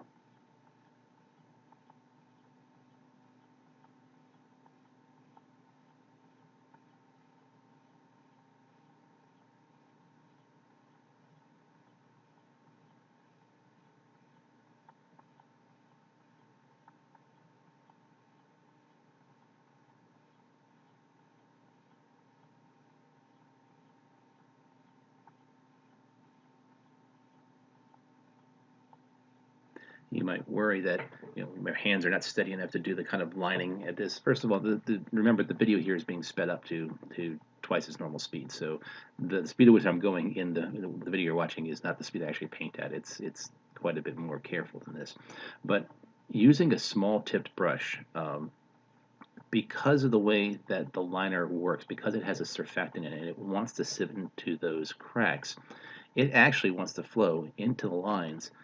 You just have to guide it. So by using the brush, I'm not so much as painting these lines as putting the tip of the brush into it and just pulling it along the length of the line itself. And the wash will flow into that line. It wants to go into that recess. You don't need to water it down. You don't need to do anything like that just beyond its normal consistency. The fact that it is a wash and not a paint is important. Don't try and paint these lines with normal paint, because you'll start having that smearing all over the place. It'll get on top. It's not going to work the same way you see working here. You have to use a wash or a liner or a tone. Any one of those products will have a surfactant in it, which wants it to sit inside recesses. So that's the real trick here.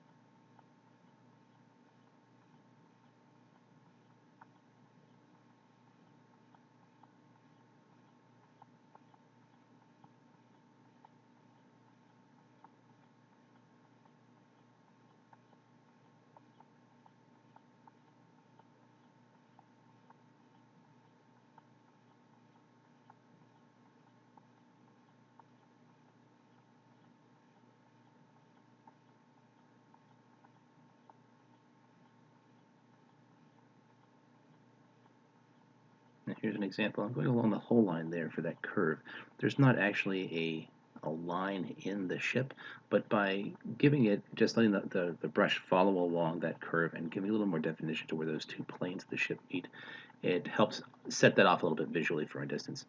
You can also see I had a little too much wash on the brush there in that corner, and it kind of gave a messy line. So I just got a little bit more water on my brush and then blended it out, and it gave me more shadow there, which is one of the nice things about using a wash here is that if it pools in an area where it's looking too thick or you're not happy with it, get some water on your brush, just go ahead and blend it out with the water, and you can actually turn that wash into a nice gradiated shade. That's what it's used for. It's really the whole point of washes in the first place. They're kind of using it for a side purpose here with the lining here. It's not really intended to just sit specifically in lines like this. It's really meant to flow across a surface and give you definition. You see that a lot more with organic models, with fantasy miniatures or science fiction miniatures that are actually people that have curves and shapes to them. Washes are better used on models like that because they'll flow to recesses and they'll leave a little bit behind and give you that nice graduated shade into your recesses. The purpose with the Star Wars ships, because the hull lines are very specific and straight and hard, and it's all angular planes, the washes aren't as useful for in their original purpose, but I find using them as liners like this is actually very useful. Now, there are some ships that have a lot of texture, like the Hawk or the Y-Wing, or ships that have like lots and lots of bumps and curves and pipes and things that are sticking out three-dimensionally from the planes of the ship. In those cases, using the wash in its traditional method and letting it just flow across and sit, that those ships take wash very, very well. But 90% of the time when I'm using these products on an X-Wing model like this, I am specifically using it as a lining tool and guiding it with the brush as opposed to applying it across the whole surface. Now, I've also used washes to give gradients to ship surfaces in place of having, like when I didn't have an airbrush, I wasn't using an airbrush as much. You can use a wash in several layers and move further and further back across the surface of a ship to give it a nice gradiated tone. That's another great trick for it on a flat surface. So I don't want you to think that they're not useful at all on these models. And there's a lot of neat tricks you can do with that product to be able to give some nice color variations or changes. And I've even done, well, I'll base coat a model with a gradient airbrush, and then I'll take colored washes and work on top. And because the wash is opaque, and you see some of that color from underneath, but not all of it, you can do some really rich gradients and tone changes, and some really nice work with that if you use them in tandem.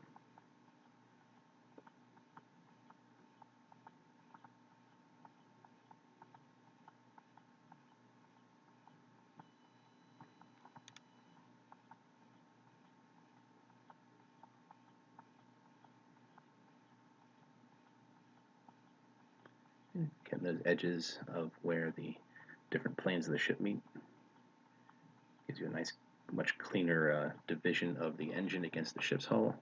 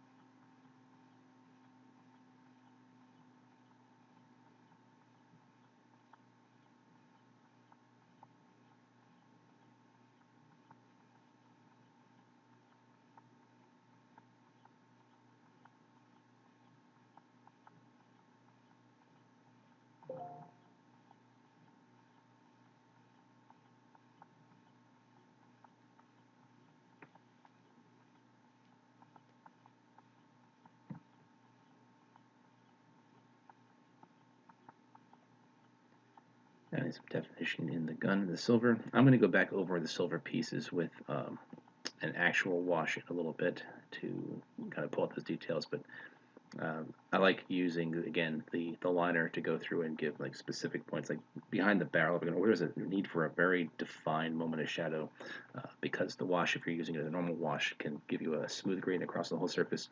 Using a fine liner to go through and just give like specific areas, like a bevel before or after a section of the gun, becomes very useful.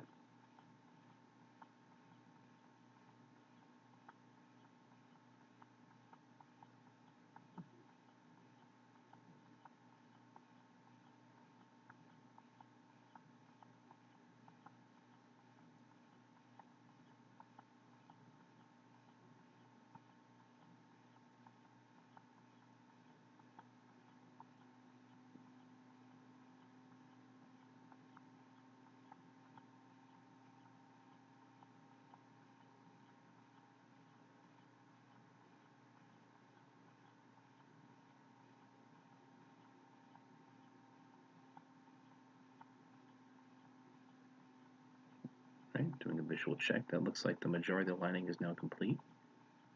So now I'm using my Secret Weapon Soft Body Black Wash. This is by far the best wash product I've found for doing actual sections of a ship, using it as a proper wash.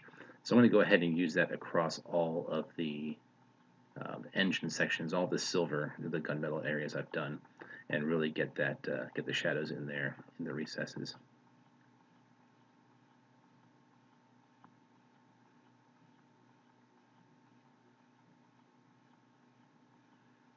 You can see I've also switched to a slightly larger brush that'll hold more of the wash into the bristles, so I can work for longer periods of time.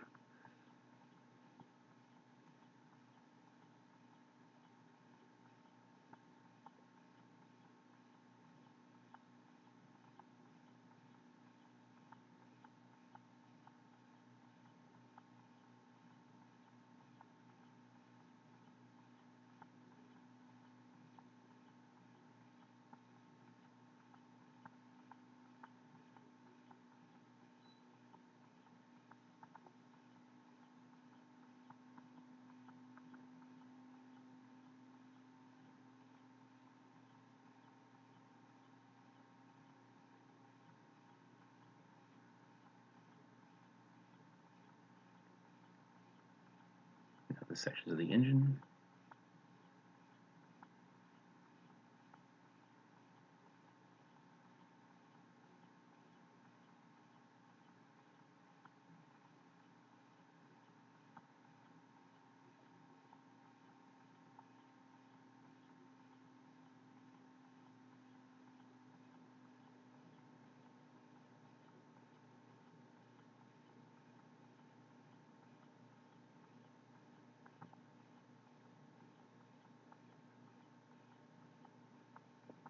Again, going back and doing the inside sections of the engine, mostly to give some definition to the front part where those pegs are at the front end of that section there.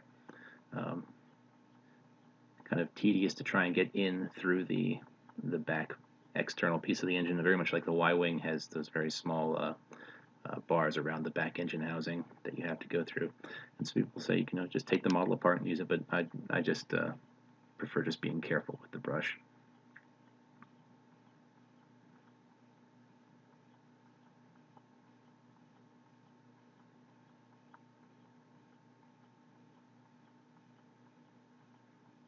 Smoothing out any sections where I've got some bubbles or uh, like globs of the wash as opposed to a nice smooth coat.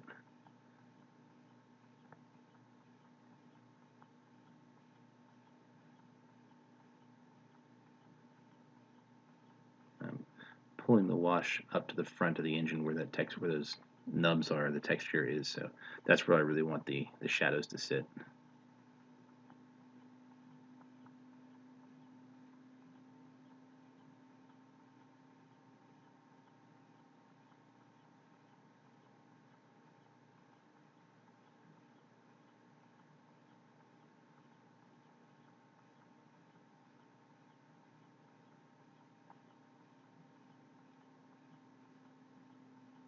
And the backs of the engine. I'm going to do series of washes on the backs of the engines, a technique to make them look burned out, like you have a blued steel. When it gets heat to it, it has a slightly blue and copper texture to it. So the first step here is getting the black wash across the board to get the grooves in the engine nicely black, and then you'll see some additional layers of wash that go on top after that.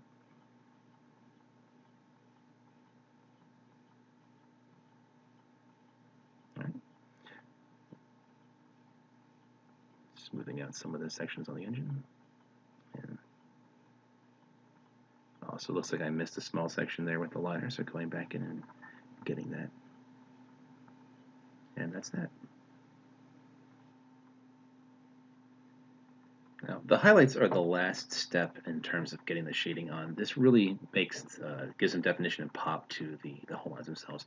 As I mentioned before, you want to keep a consistent direction of light. That's what I'm indicating. I'm coming from the front right. So all of my highlights are going to be facing that area. Now, some people like to do highlights with a full line against the each panel line.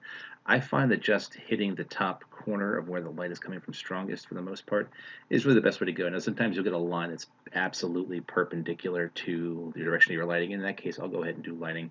Or if there's a panel I really want to pull out and make sure it's visible, I'll go ahead and use it as well. But really, I'm going through and just touching like little tiny L shapes that are the front corner where the light is hitting that panel directly. So I'm mostly working my way around individual panel lines and hull lines on the ship, sections where there is a change in two planes of the ship meeting, or just a raised area that I want to make sure to pull out because I think the light's hitting there strongly.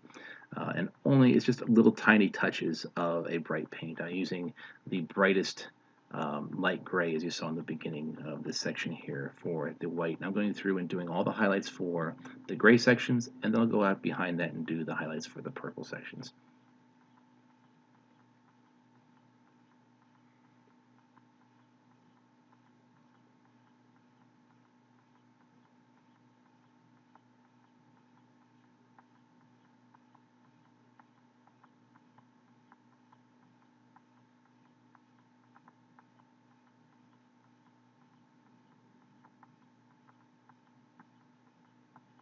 And as I mentioned before, this is also an opportunity to go through and clean up. If you had a panel line that bled over a little bit, you can use the highlight to go ahead and clean up that bleed over that you had and make it look nice and sharp.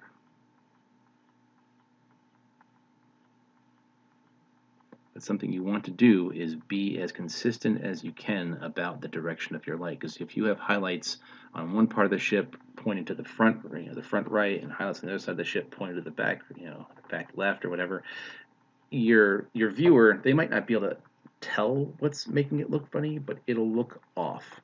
Now, that said, you also have reflected light a lot of the times where your bright light might be coming from the top right, but you'll have a little bit of reflected light from the back left as well. So basically, the rule of thumb that I like to use is, keep your strongest highlights and most of the highlights across the ship focused with the direction of your lighting.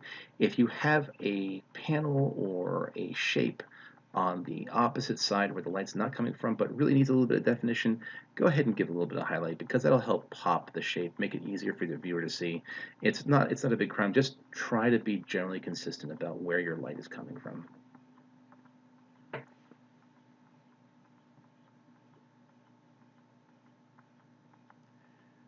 Here you can see I got a little bit of highlight into that hull line, so I'm going back in with the liner and fixing it.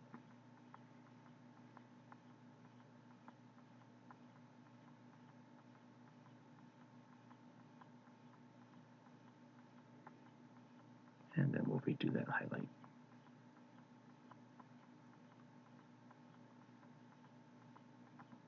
We all make mistakes. They're very easily correctable.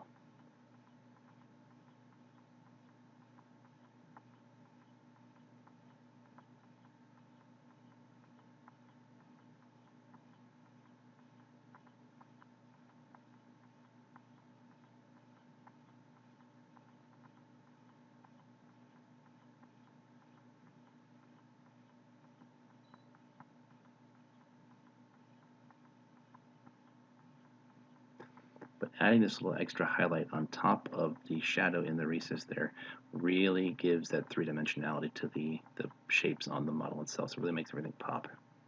So I think this is a step that a lot of folks don't do. It is absolutely worth taking the time to add this little bit of detail.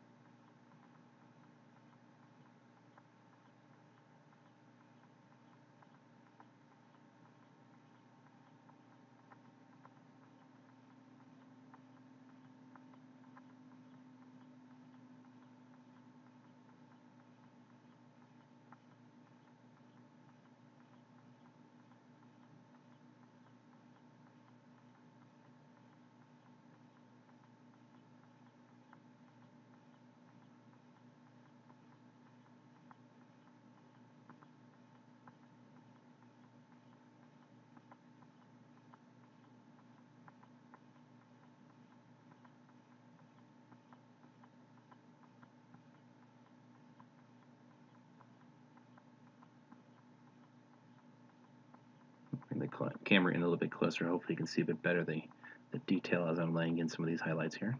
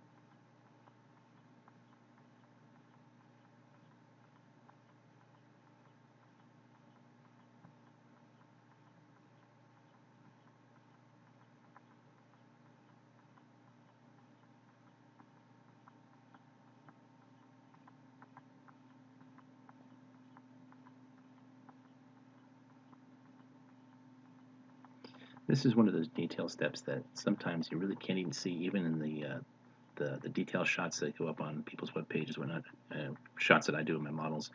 Uh, it's something that may not appear in those images, but as soon as you see these ships in person, those little tiny bits of highlight details, they really make a huge difference.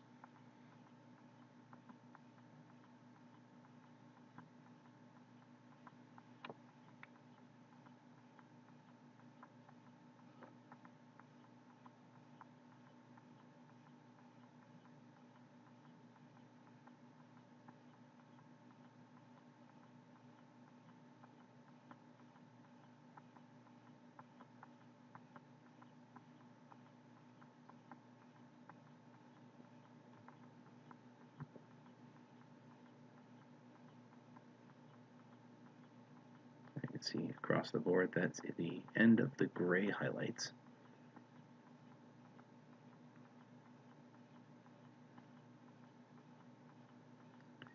And I'll be working with the purple.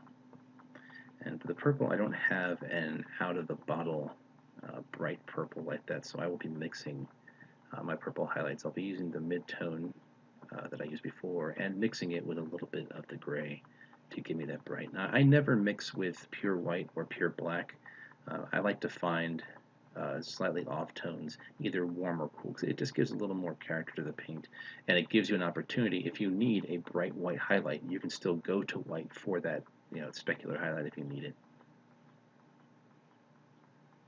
So I find that to be a good tip. So here I'm using the light sea gray and the royal purple to mix the purple highlight I'm going to be using here.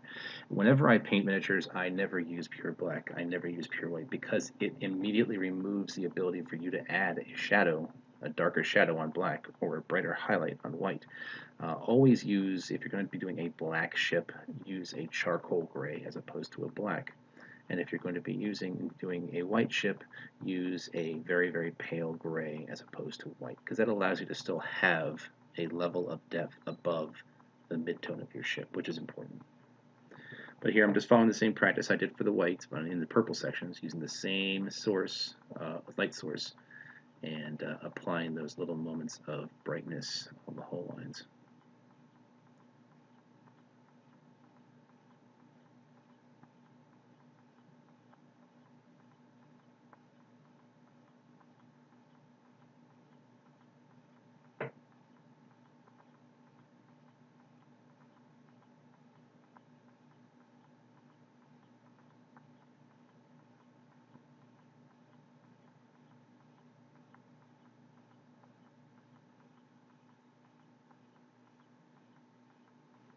Now there are even some sections of this where I will be painting over these details with some other details, some other lining, whatnot.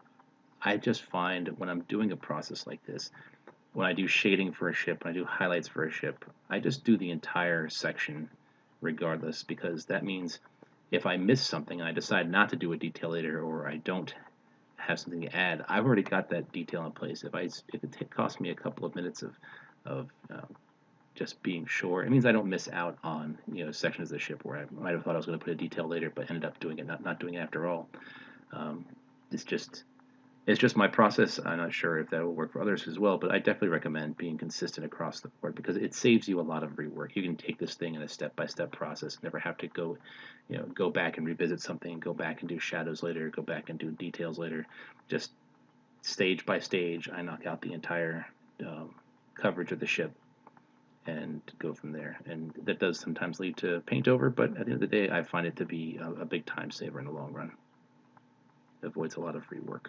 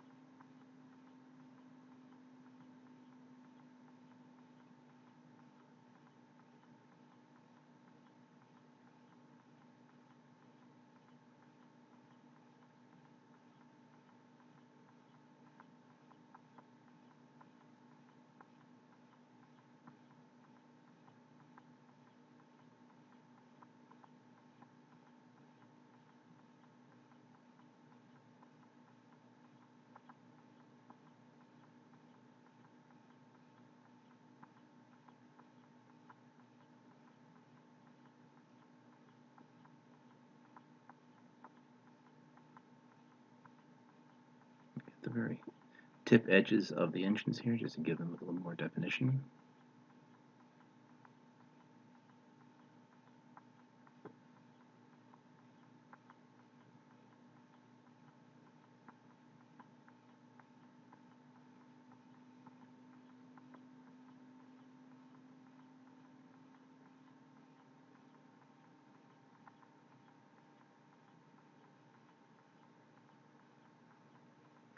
And the back edges of the engine.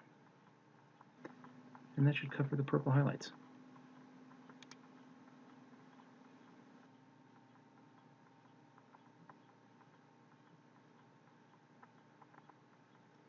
Now I also want to do the highlights for the gradient on the center section here. This is really just a detail piece. layering in. I already did the darks with the washes. This is just like the cockpit, going back and adding the brighter colors around with the purple highlight I was using for the highlights of the ship. So I'll add a little bit here on the brighter sections of where it is, and then I'll go back over it with a slightly even brighter, adding a little bit more gray to it to get that final bit of brightest highlight. And that's just in the two edges there, and I'll go ahead and clean up the sides of that in just a moment with a little bit of the black wash. Now this is not the smoothest gradient. This is a very quick way of achieving this effect. I smooth it out a little bit right here by using some of that black wash just to get the line straight again, and then dulling, blending in some of the darker colors as well with a watered down section, a watered down bit of the black wash to smooth it out. It's a nice fast way of doing it. You can certainly take more time and smooth out that gradient with additional layers. But now we're coming to the final details of the model. I'm using, again, a black gray here because I never use pure black when painting on a model. The actual design for Ventress' ship has two black kind of pinchers that are in the purple section, and a little tiny fang in the beginning, in the front of the ship, which I'm working on right here. And that will, these are directly from Filoni's designs for the Clone Wars ship. They're the extra details that make this the Banshee.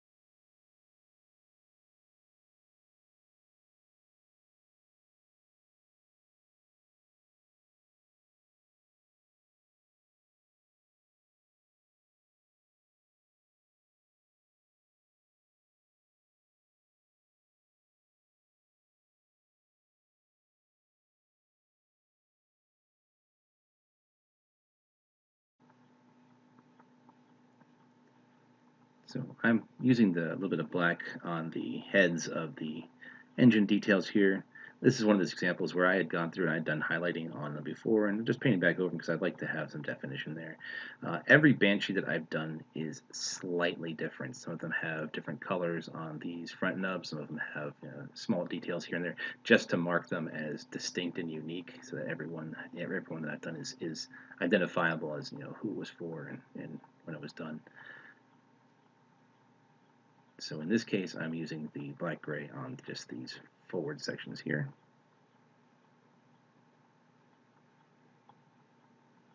Give some more individual distinction.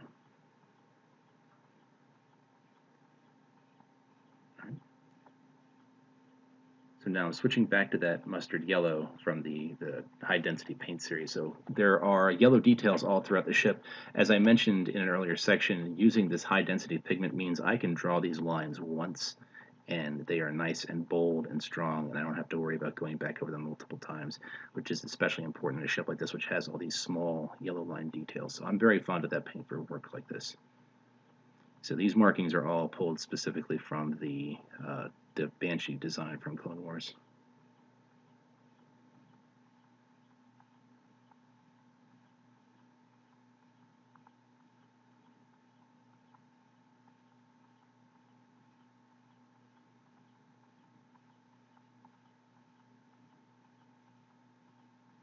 And all these small lines I do by hand. You can use tape if you want to, if you're not terribly sure about the precision that you can have. I find that with the brush I'm using right here, it has a particular width of bristle. So as long as I keep a pretty even pressure, I can pull the same size line pretty consistently just by understanding the amount of pressure to put onto it. And again, using this high density pigment, I only have to pull it once. I don't have to do it over and over again. So the likelihood of blurring it or messing it up on a future stroke is much more reduced. So I'm very fond of this technique. But if you want to use tape to go ahead and lay down and make sure you get a nice straight line, you can certainly do that as well.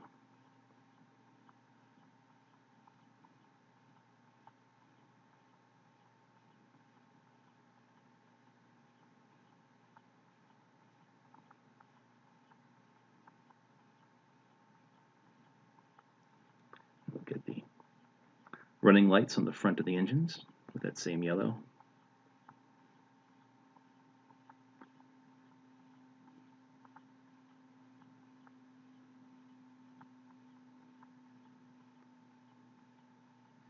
This is another one of the examples where if you go a little bit outside the line or get it messed up a little bit, you can use that liner to go ahead and come back in and clean it up. You'll see in a moment that you see how in that one there it's kind of touching inside the lines, going out just a little bit. Doesn't look perfectly clean. But what I'll do is I'll go back in with that black liner and clean up those lines, and it's a very quick process.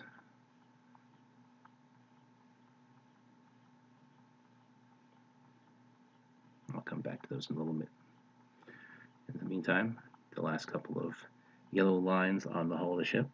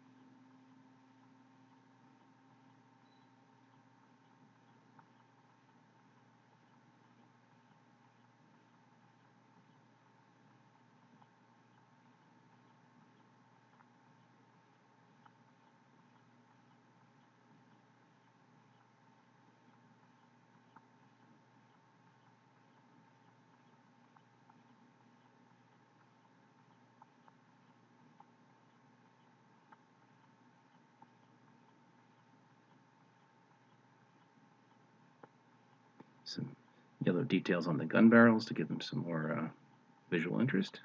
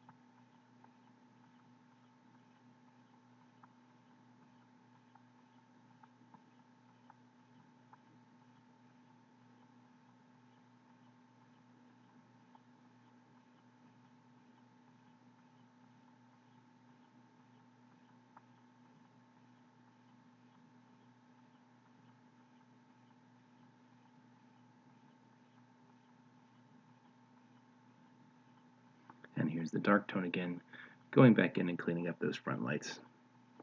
See, it's a matter of seconds just to give a nice clean stroke. It takes very little effort, and it basically gives you that nice division line between the hull again.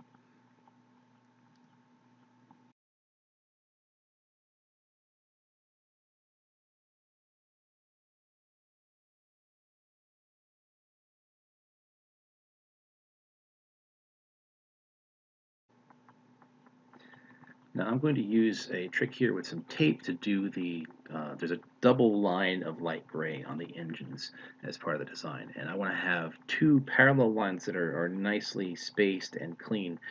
So I'm using a trick here. I'm putting tape along the engine in the center to give me the nice solid straight center line and spacing.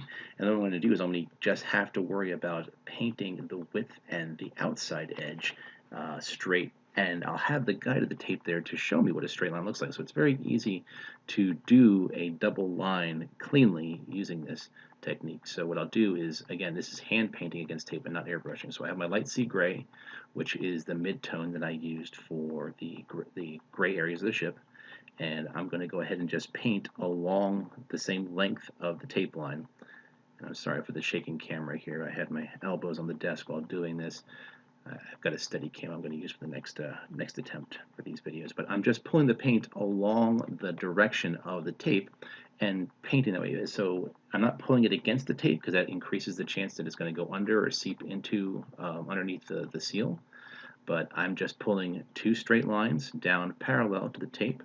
I can visually eye the width to make sure they're both the same width as each other. And because I have the tape there, I have a clean center division, and I can be sure that I have a guide for what a straight line looks like as I work the outer edge. So I'm just going to slowly build those lines on each side.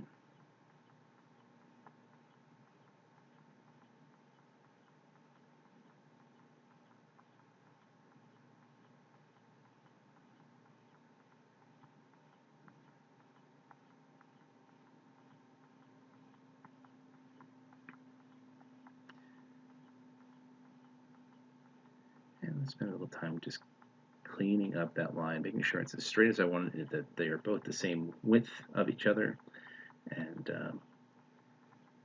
just using that tape as a guide to make sure the lines are exactly the way I want them. Let's see here.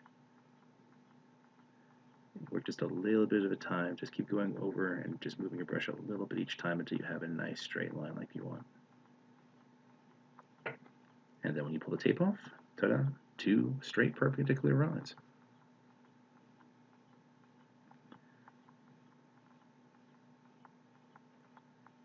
Now there was a little bit, you can see that working with tape, I had a little bit of bleed there on the one, so I'm going to take the purple. And I'm going to go back in, I'm going to clean that up, because that's, not necessarily inevitable, but, you'll get these little bits of slip every once in a while, and they're very easy to just go back in and touch up. Yeah, and that looks good.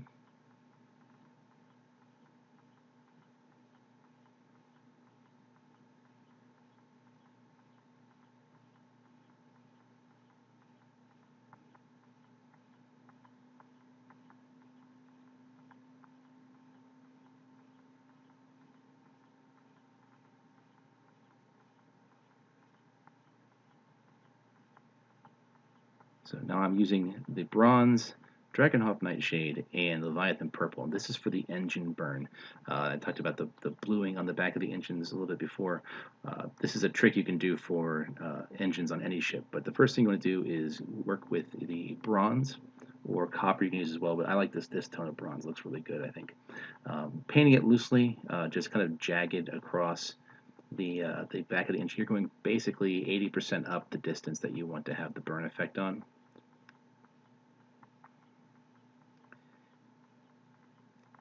And then the same thing with the second engine.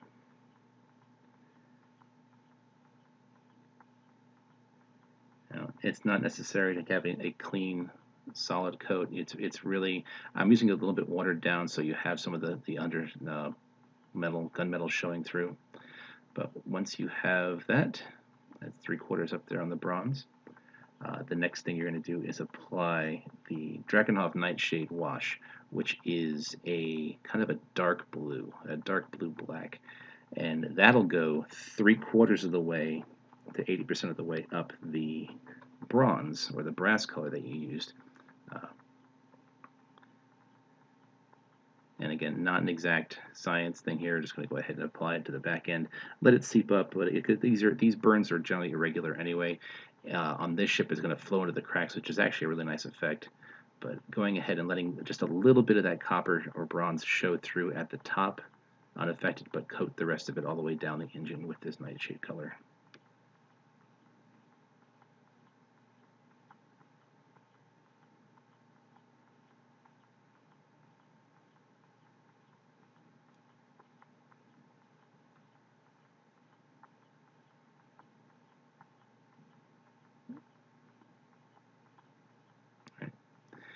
And then once the blue is on, use the purple, the Leviathan purple, and do just the back 50% of that blue area. Again, not an exact science. You're just basically layering these colors down towards the back so it has that really like blued out gunmetal effect to it.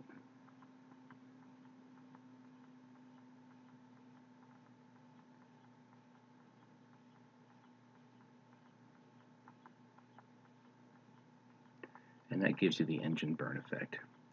And then lastly, a little bit of black just at the very back.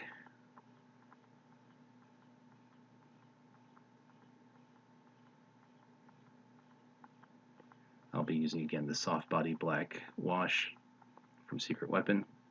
And this is just the outside, the very end ring to give that really burned out section of the engine look.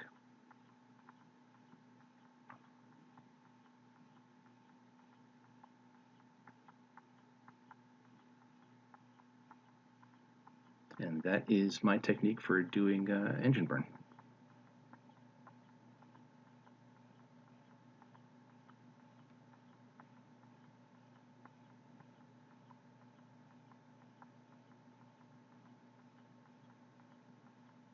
Now, taking a bright silver, just going to do a couple of highlights on some of the engine parts the same way I did with the rest of the ship. Really just get those very top pieces and make them shine a little bit to give them some definition. So the top of the guns, the very top here of the engines, give them a little bit of shine. Some of the tips of the details in the engine sections.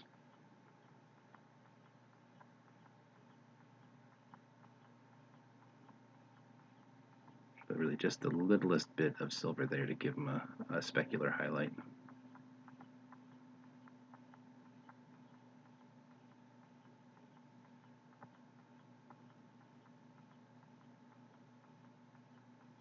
Tips of the guns, some of the raised sections of the big barrels.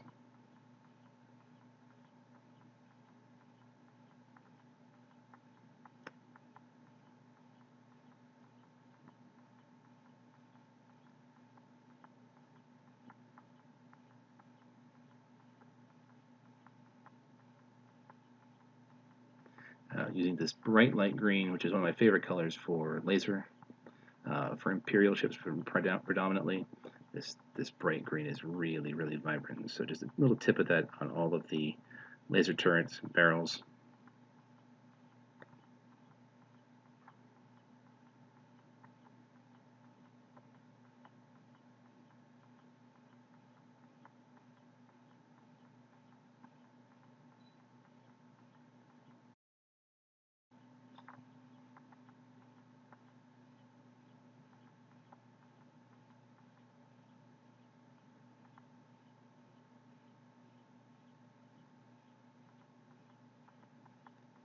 So a couple of final details to do here. I'm going to add a slight bit of extra bright yellow to those lights in the front to kind of give them a bit more pop. Just the very tip there. Just makes them jump out a bit more defined.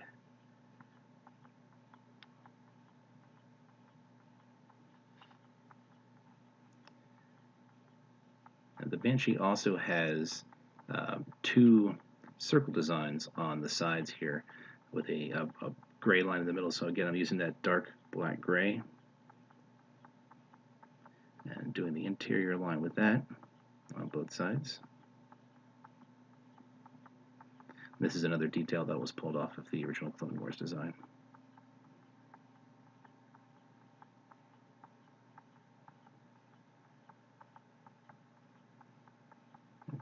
that edge a little bit.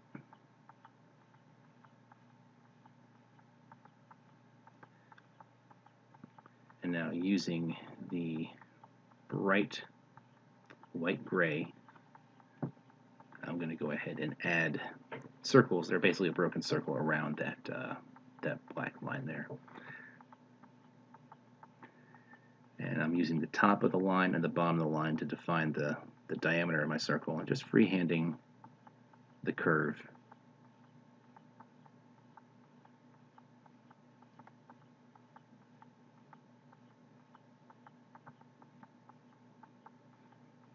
Again, turn the ship so that you're working with the curve of your hand, the way it naturally turns to give you a better, smoother circle.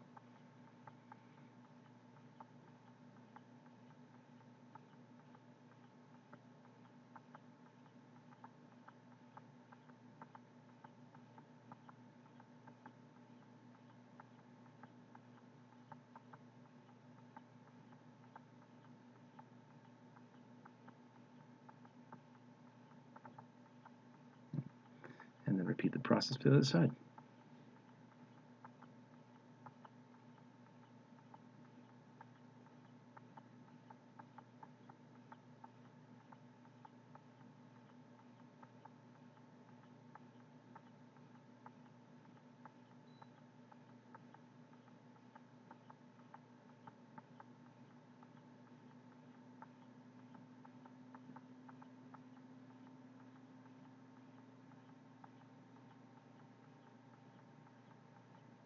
There they are, the two circle designs.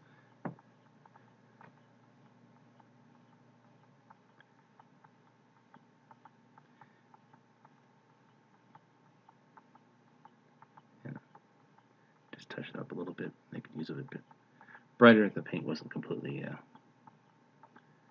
solid. It's a very thin, very bright white, so adding a little bit more to make it stand out.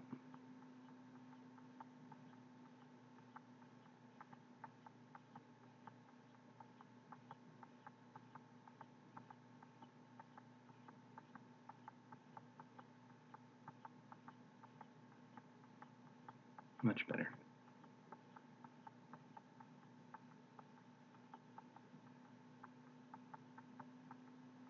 Add some white markings on the gun barrels.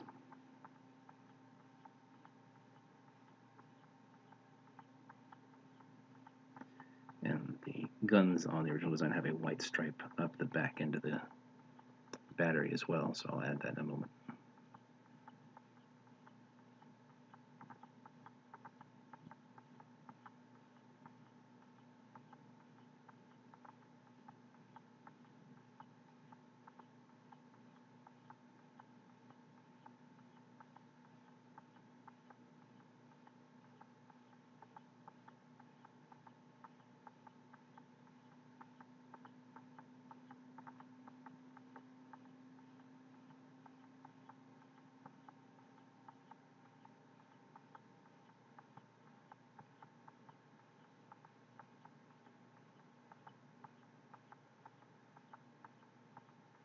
Now I'm using the gray of the base here to kind of scratch up the paint a little bit, adding some roughed up markings, kind of give it a bit of a worn look.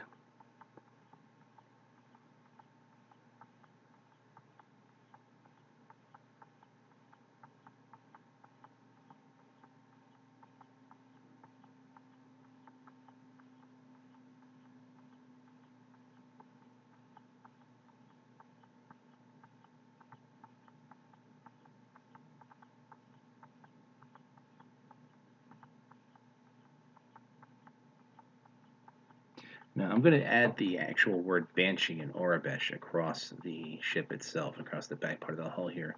Whenever I do lettering, I use tape as the baseline and the top line of my lettering.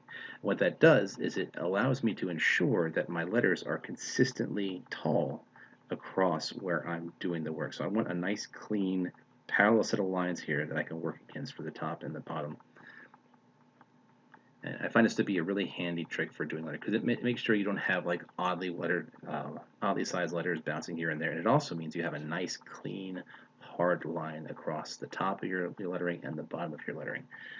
And now it's a matter of just going ahead and freehanding in the characters for the word Banshee in Orabesh.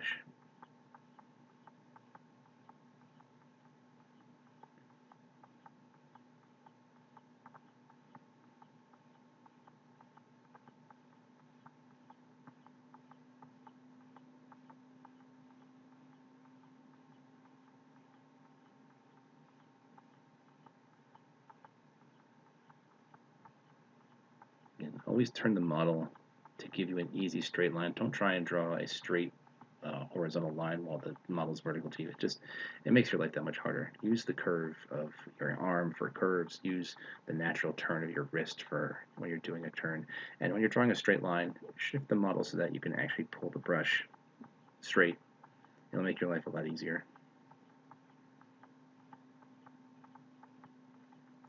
The important thing to focus on as well when you're doing lettering is the spacing between them, called kerning or letting, which is basically the distance. You want to have a consistent distance between the letters. You also want to make sure that the letters are about the same size, so that they're all having the same width. It's just something that you have to get a feel for. What can be helpful sometimes is using a pencil and penciling in the letters before you paint. If you find that helpful, you can do that as well. I just, as a habit, just freehand them here. You can always go back in and correct mistakes with the underneath color, which you'll see me do in a little while, to kind of touch up an odd shape here or there, or give it a better hard cut to the edge of a line of the letter.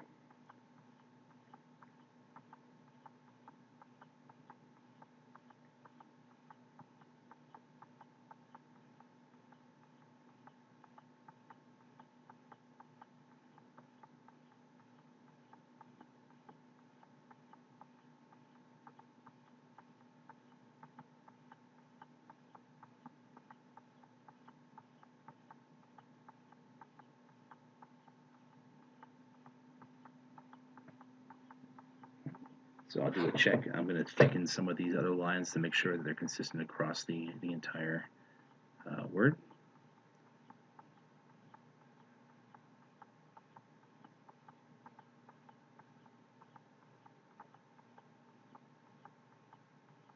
And then I'll come back in with the gray and clean up some of those lines that may have gotten a little bit too thick. Clean up the edges.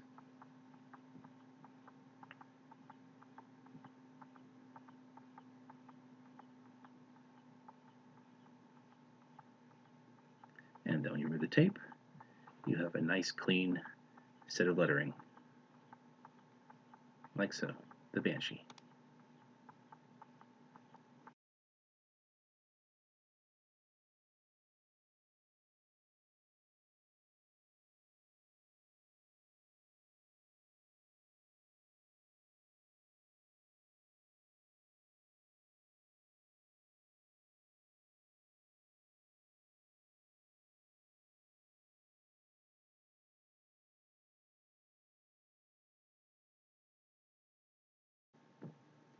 So the very last step on my ships, I always do the engine glow last. I'm using that same royal purple and light gray mix to get the bright purple for the engine glow.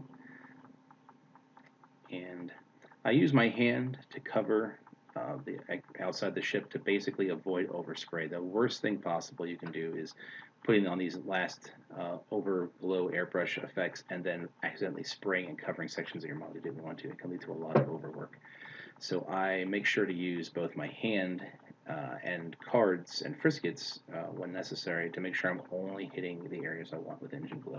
For the most part, it's pretty easy to use your hand, but as you'll see for the underside of the Lancer, I have a frisket that I cut that I've used several times now for doing the engine glow on this class of ship.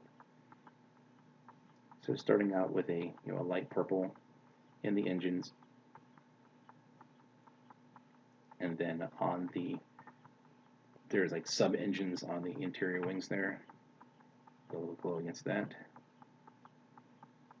And now on the add a bit more. Now this right here is the mask that I've cut. So basically it protects the rest of the back of the ship, and I can go ahead and just spray into those engine areas without fear of contaminating the rest of the model. So now what I'll do is I'll mix in a little bit more of that light gray, brighten up the engine glow, so I can get 2 layers. That's the silver white to really brighten it up.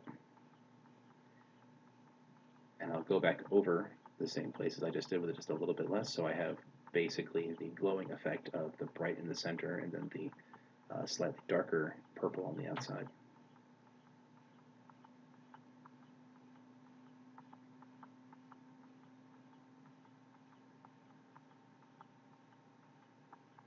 Mixing the brighter color now into the pot, the airbrush, and testing it to make sure the brighter color is coming out. Got that frisket again, and just going a little bit on top, give that brighter glow. Again, using my fingers, I'm covering the wing top and bottom there to make sure it doesn't get any overspray. Then the engines themselves. And that's it. That's the engine glow. And the Banshee is complete. All the glow is there. And the model is done. This is the final product. This is the Banshee. Um, Thank you very much for taking the time to watch this. I really appreciate it. I hope it was helpful. If you have any questions, I'm always happy to help. You can check out my Facebook page at facebook.com/SeraphXWingPaints. And you can see other models that I've done there, and I'm happy to field questions or request for commissions at any time. So thank you very much. I hope you enjoyed watching. I know this was a very long video, and it's the first, so hopefully future videos will have some of the shakiness and other learning process things smoothed over. But it was a lot of fun to make, and I hope you really enjoyed it, and I hope it's useful to you. So happy painting!